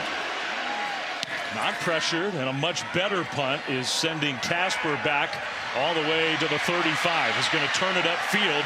Good coverage there. So that was excellent special teams execution by the Bobcats. Tie game, 3:09 to go. The senior quarterback, one of the great players in the history of Illinois State, is, well, we won't calculate field goal yardage, but what's at stake? The first national championship in the history of the Redbirds program. And don't you feel that they're just a team of destiny, setting an FCS playoff record, winning 4 consecutive games on the road to get here to Nashville tonight? The improbable win over North Dakota State, the #1 team in the bracket. And here we go with 3:09 to play. How much gas is in the tank for the Bobcats defense? Well, on that play they had some. Hand off to Dawson, tackled by Eckert for a short gain. Tell you what, Eckert's played a really good game inside for the Bobcats. Kind of that anchor in the middle, just a farm strong kid out of Lewiston, Idaho. 2nd and 7. Clock continues to roll. Under 3 minutes to go.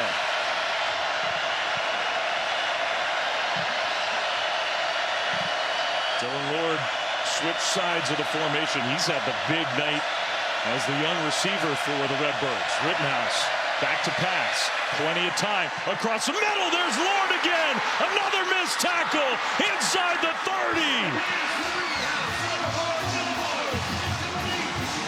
Excellent play design. The linebackers for Montana State do not carry him up the middle of the field. Somebody has to take him. You can't give a wide receiver like this free access against split safeties. Too easy for Illinois State. They spot it back at the 30-yard line, but still 33 yards through the air. 2-minute timeout. And the Redbirds are oh so close to their first national championship. Wasn't looking all that likely after Dane Steele and Taco Dowler did their spectacular stuff. But in the fourth quarter, Illinois State's been in charge and on the move again.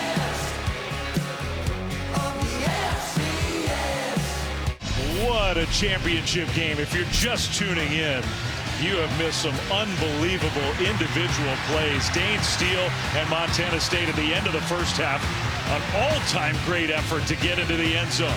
Bobcats were in control. Taco Dowler made it a 2-score game again, 28-14 in the third quarter. Montana State really felt in charge. Illinois State's been behind the whole game.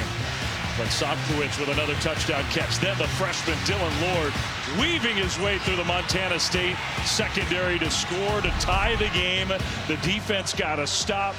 Illinois State has the ball back out of the 2-minute timeout and already in borderline field goal range. Shaky field goal unit for Illinois State this year.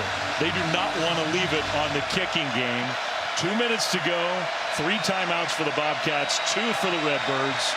And Tommy Rittenhouse in the shotgun is going to hand it off straight ahead. Dawson powering forward, and he gets 4 on first down, and they'll stop the clock. Montana State is going to burn one of those timeouts. Timeout, Montana State. Timeout First charge for of the Brent second Vegan half. and the Bobcats. Let's go down on the field to Stormy. Well, Dave, for Tommy Rittenhouse, in addition to managing the emotions and pressure of this moment, he's also a diabetic and managing his blood sugar on the sideline. Right before he came out for this drive, he checked his blood sugar, injected his left arm with insulin, and then came right out onto the field and has been going strike after strike. So impressed with what he's been able to do here. Talk about the ultimate warrior. There's just nothing that phases Tommy Rittenhouse. The playoff run he's gone on, the senior year, setting records for touchdown passes, passing yards. This kid is just a ball player, and he is a ton of fun to watch. Well, we were teasing him yesterday. He's got the playoff beard going hockey style. He's got the hair he hasn't cut all month. 1:54 to go. Montana State uses one of those timeouts. 2nd and 6 here. Rittenhouse. Again, another handoff. Dawson runs right into the line, got a yard. 2nd timeout for Montana State. Timeout. Timeout, Montana State. Second charge. So another of the second timeout. half. 1:50 still on the clock. By the way, when we're done, coming up on SportsCenter, Nicole Briscoe, Michael Eaves getting ready. Analysis of both CFP semifinal games, obviously at the FBS level. Miami, Ole Miss, and Indiana, Oregon. Adam Schefter joining the show to talk about all the news in the NFL.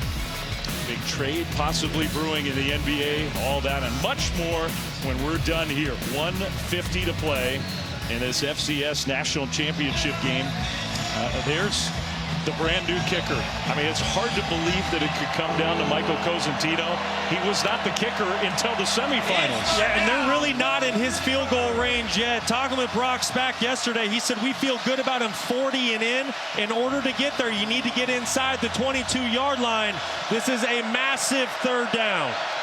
I don't think they would kick it from here. Rittenhouse will keep it. Rittenhouse sort of stumbled. Rittenhouse dives ahead, and he's short by a yard. It's 4th down, and I can't imagine that Illinois State, even at the 20-yard line, is going to kick. They're going to go for it. Unbelievable. Just a college kicker situation. I think Illinois State, they're going to run some clock off. They're going to end up taking a timeout just to give themselves some extra time to think about how they want to go about this.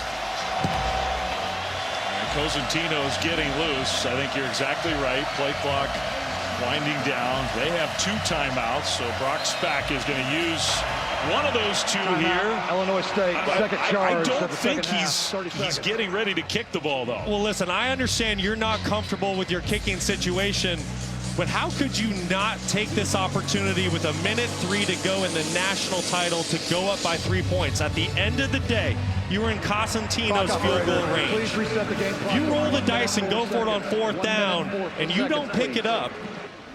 I don't know how you live with that one, so I would expect to see the field goal unit come out here on 4th and 1. It would be about a 38-yarder, and we asked Brock Spack, okay, you made this switch to this kicker, Michael Cosentino, transfer from Elon. And what's his range? He said 40.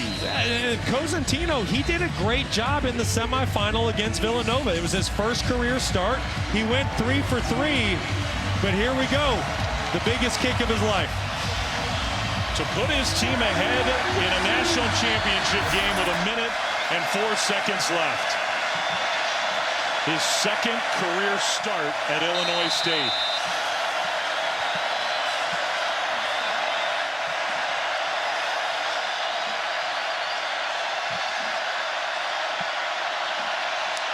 Snap, hold, kick is blocked! It's on the turf! It's scooped up! And returned back to the 45 of Illinois State! Seth Johnson comes up with the ball!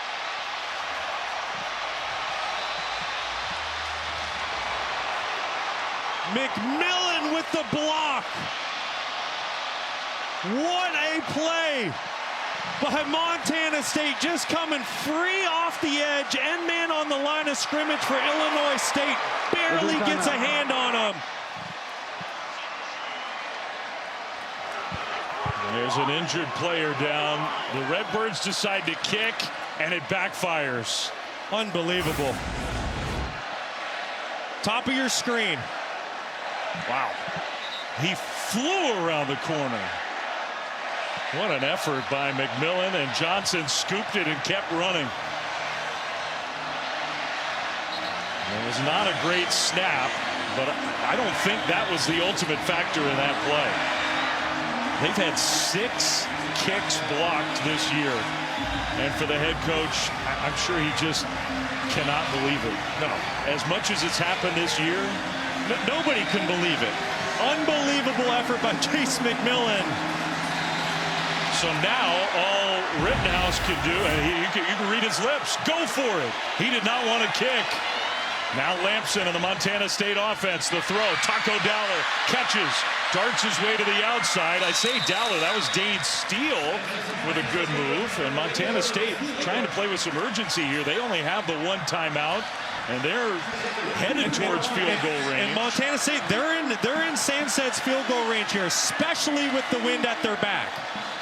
36 seconds to go. Lampson can't take a sack, but he does. They might be out of field goal range. Now a timeout. Montana State has to use their last timeout to stop the clock. Timeout. Montana State. That's the one thing that can happen. Cardinals sin for a quarterback in a 2-minute drill, and especially when you're in field goal range. Miles Sandstead has a big leg. You get inside the 40-yard line, especially with the wind at your back, he's going to have an opportunity to go win the game. That's just a football that Justin Lamson has to get rid of. You can't take a sack in that situation. I mean, it's two things, right? Number one, every yard is precious when you're talking about your field goal kicker potentially trying to win a national championship. Number two, you have to use that last timeout. Now you have none. So if you don't get it on third down here, you got to have a nice, clean operation, be ready to go if you're going to kick. That's correct. But there is plenty of time. With 28 seconds, this ball does not have to go past the line to gain. If Montana State comes up short, but they're in field goal range inside the 40, they have time to run Sandstead out there for a kick. Third down and 9. Out of the timeout. Illinois State showing an all-out pressure. They step in and Lamson wasn't ready. Scoops it up and goes down. Illinois State needs to take a timeout. I think they just did. I mean, Brent Vigen can't, the center can't get the ball snapped in this game.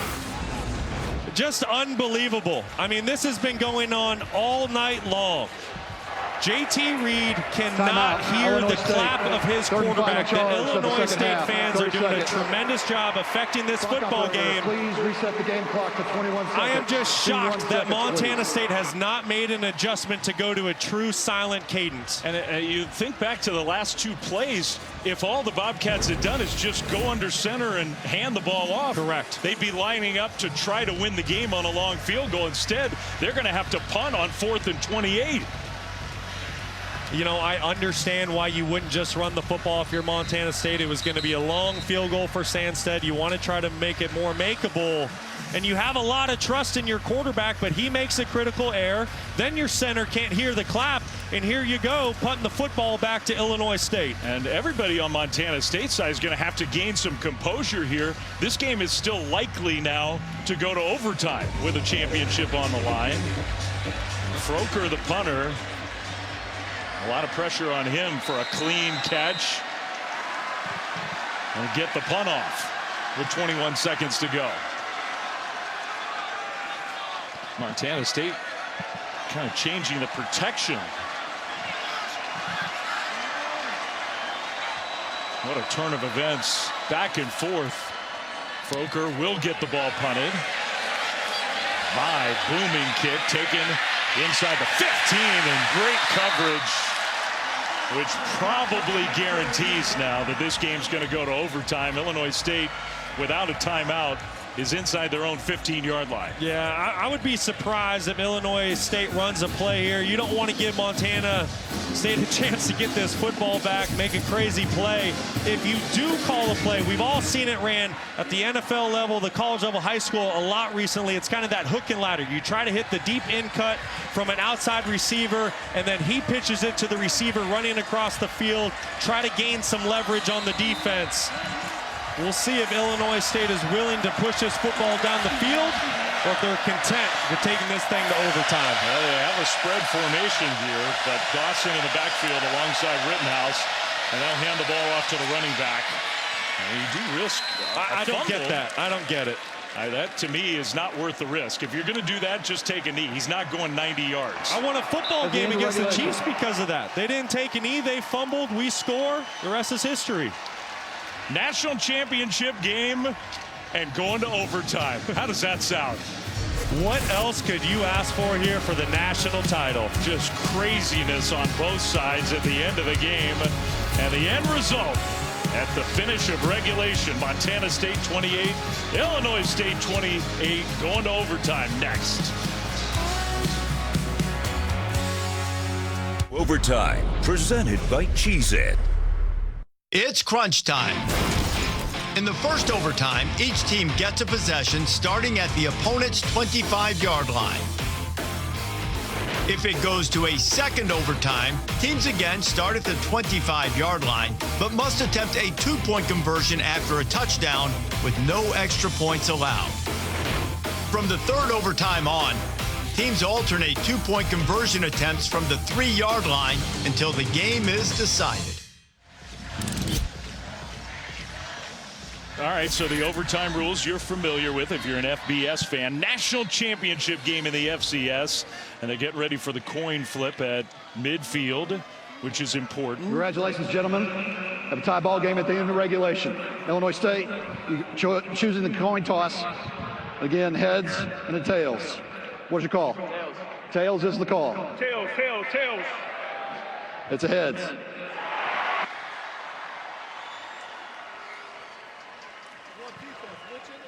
So Montana State wins the toss, and presumably they'll play defense first. It gives you an advantage. Illinois you know State what will be on you have offense. to do when you get the ball on offense. Montana State will be defending the north end. Good luck.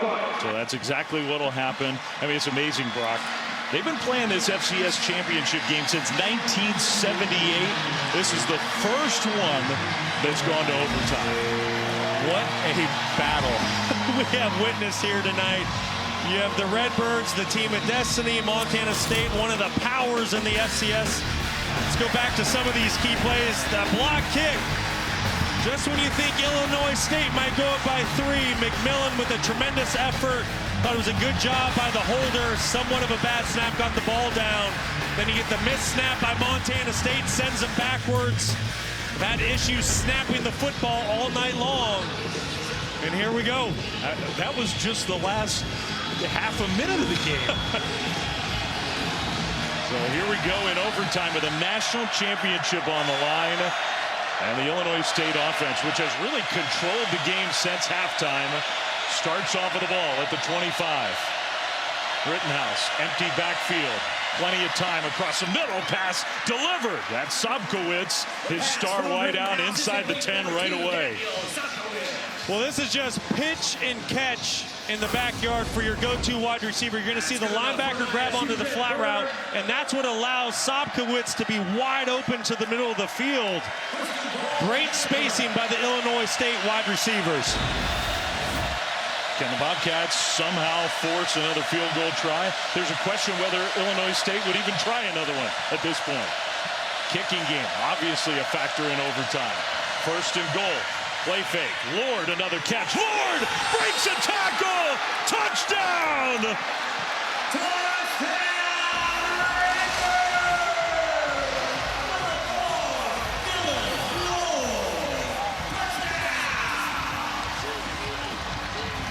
13 catches, 161 yards, and now 2 monster touchdowns for Dylan Lord in a championship game, with the extra point coming after the last field goal was blocked. This is obviously crucial.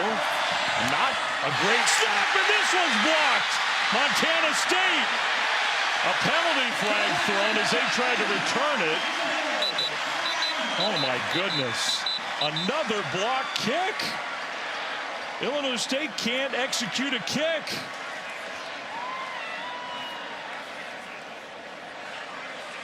And it's silent right now with penalty flags thrown on the return of the block kick. This officiating crew earned its way to a championship game with great work all year. They've been busy. Personal foul, face mask, number 41, Illinois State. By rule, the penalty is declined. Montana State will not do their possession in the first overtime. Yeah, the penalty ends up really not mattering at all. What does matter is the operation on the point after and another block. Well, it's because the holder, Hayden Futch, he drops the snap initially. And at that point, if you're Futch, you just do anything to get the defender on the ground. You don't want to give up points. Going back to the touchdown to Dylan Lord, what a great individual effort. And I mean, what an all-time great game for the redshirt freshman out of Chandler, Arizona. I mean, this guy has put on a performance since the get-go. Would not be denied. Makes Cole Taylor miss at the line of scrimmage and then finds pay dirt. So now the Redbirds defense, which has dominated in the fourth quarter, in overtime. Lampson hands it off. Davis straight ahead. Power running for him.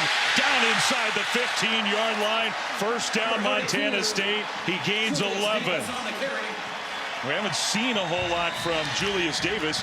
The one positive, he's very fresh. Yes, he is. A lot of fresh legs in the backfield for Montana State, whether it's Justin Lampson, Adam Jones, or Julius Davis. Truly a three-headed monster, but credit Illinois State's defense tonight, holding Montana State under 100 rushing yards for the game. Well, they got to keep him out of the end zone. Hand off Davis, trying to turn the corner. Davis took a hit, got down to the 10. The missed extra point means if Montana State gets in, they're an extra point away from a national championship. And both these teams just gassed right now. These defenses have been on the field all night long. You're starting to see the offensive line wearing down the defensive front for Illinois State. Big front for the Bobcats. And you can see what the game plan is here. Justin Lampson, he's had a tough second half. I think the Bobcats are keeping the football on the ground. 2nd and 6. Davis, no. Flags thrown. Another false start. False start. Number 72, offense. 5-yard penalty. Second down. That is the 9th false start penalty of the game. It's going to be right there, your left tackle, Braden Zimmer. I don't know if I necessarily saw a false start there. I didn't see that one. Yeah, it'd be a phantom call. So instead of 2nd and medium, it's 2nd and 11. Now they know it's 4-down territory, so you got 3 plays to get 11 yards.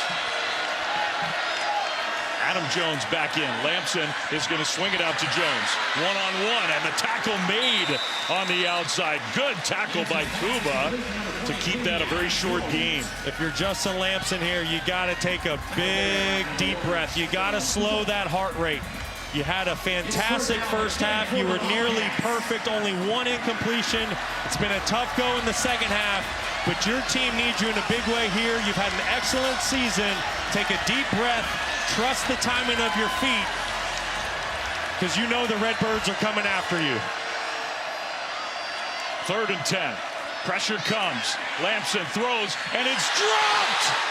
Incomplete. Woods maybe a little behind, but he had a chance to catch it.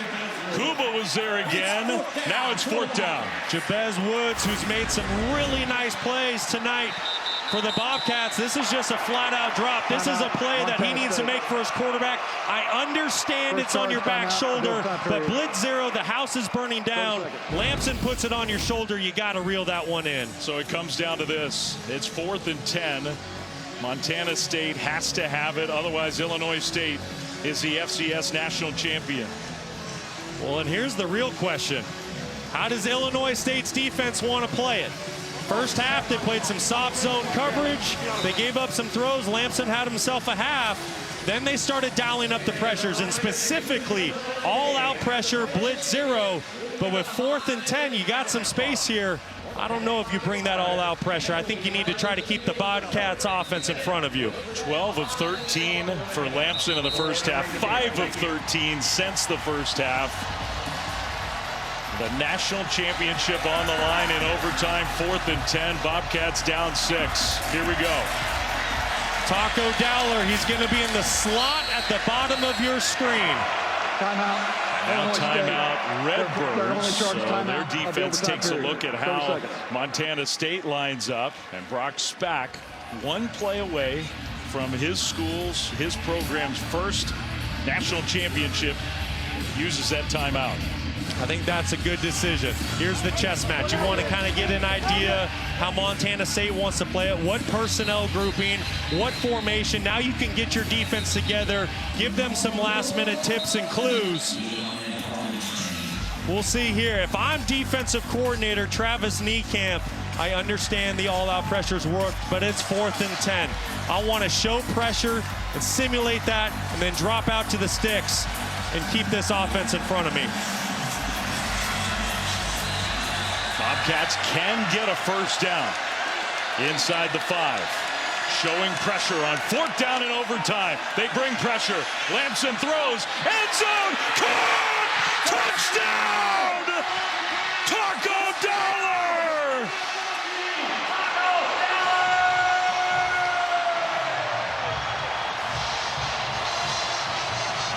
And a kick away from a championship. They brought the pressure, and Lampson and Taco Dollar burned the Redbirds. And that's why you don't bring the pressure. Just too easy. Soft coverage, one-on-one matchup outside. Here we go. Miles Sandstead. Snap, hold, kick. Oh, good! For a national championship! In overtime!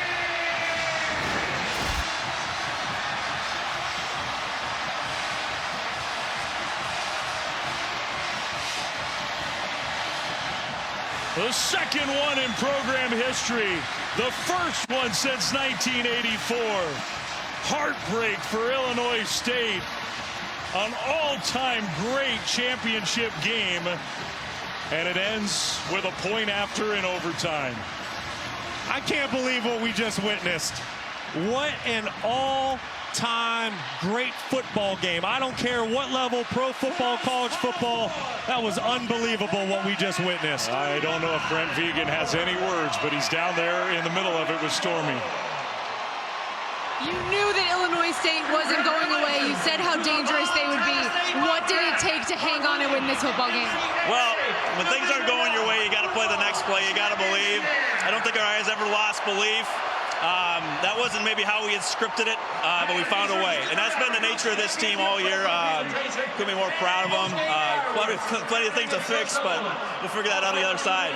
In overtime, who else but Justin Lampson to Taco Dollar? What can you say about those two stepping up when you needed it? Well, players need to win games. And you know, as a quarterback, Justin did all the things, and Taco's a electric player, and for Coach Sturbick to put him in that trust, for Justin to put it in that, you know, that's storybook, man. That is storybook. And again, couldn't be more proud of just how this team just kept fighting, and hardly can believe we found a way. You've been close, and the last 2 years in particular, your season ended in heartbreak.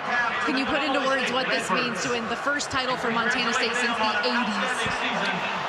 Well, Bobcats from all the generations are part of this. You know, the teams that have preceded have built us to this point, and, you know, this group wanted to finish out for all of them. So it's amazing. This crowd is amazing. All us Bobcats are champions. Congratulations. Enjoy this. Thank you. Appreciate it. Great job, Stormy. And for Brent Vegan, Brock, I mean, you grew up in the state of Montana. You know what this means to all those former players. Everybody who's been a part of that program and built it to this point, they break through, and a play that'll be remembered forever. So many in this national championship run for the Bobcats. Who else but Taco Dollar? Yeah, and how about the resiliency of Justin Lampson? Nothing went right for him in the second half, but he recognized the all-out pressure by Illinois State. He found his go-to guy in Taco Dollar, and Dollar's being covered by a safety in off coverage. I mean, this is just pitch and catch in the backyard, and that's the double-edged sword. If you bring in all-out pressure, you're going to leave your defensive backs on an island, and that's Cam Wilson one-on-one with Taco Dollar. And if you don't get to the quarterback with the pressure, I mean, that's just a really tough spot to be in for a defensive back. And Taco Dollar and Justin Lampson come up big in the biggest moment in probably 40 years for Montana State football program. Now, you understand just the total heartbreak for Tommy Rittenhouse, who just laid it all on the line in this game. The winning quarterback, a much different feeling for him. Justin Lampson down with Stormy. Thank you, Dave. And yeah, I can see the emotion in your eyes. What are you feeling right now? I'm just like, I don't know. I always dreamt of being in this position, but now that I'm in it, I'm just trying to like take it all in. Like, this is great. It doesn't feel real. You know, we made a lot of sacrifices to be here, so I'm so happy that we won this, and you know, we deserve it. So. When the second half wasn't going your way, what was the conversation on the sideline and on the huddle to make that happen late for you guys? Honestly, like, I really think it came from our coaches. They were the ones that were pushing us to get together and meet up and talk and get things on the right page. You know, I thought our offense as a whole did a good job, you know, executing right there. And that's not easy to do, so I'm so happy that we won that. You talked to us yesterday about the team meeting that you guys had after starting the season 0-2 and coming together and looking yourself in the mirror to say what you needed to do to get to this point. How special is this group that you accomplished the goal you set out for? It's so crazy. I mean, it takes an army. It takes all of Bozeman. We're bringing a national championship back to Bozeman. Everybody deserves that, but it's the leadership. It's Coach Vegan. He's a great man, and all the leaders like Paul Brott and guys that, you know, just put their heart and soul into this program, and people that came before us. So thankful. Enjoy this. Congrats. Yeah, thank you. All right, great words from Justin Lampson. Great work from Stormy down there in the middle of it all. And truly an effort that built 5 years under Brent Vegan. Close calls last year, especially in this national championship game.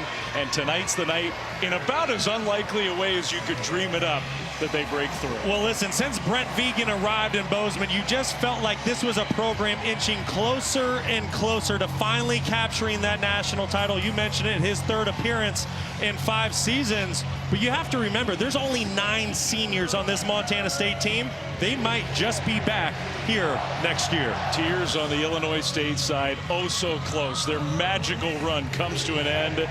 It's taco time here in Nashville, back in Bozeman, Montana. The Bobcats are national champions at the FCS level.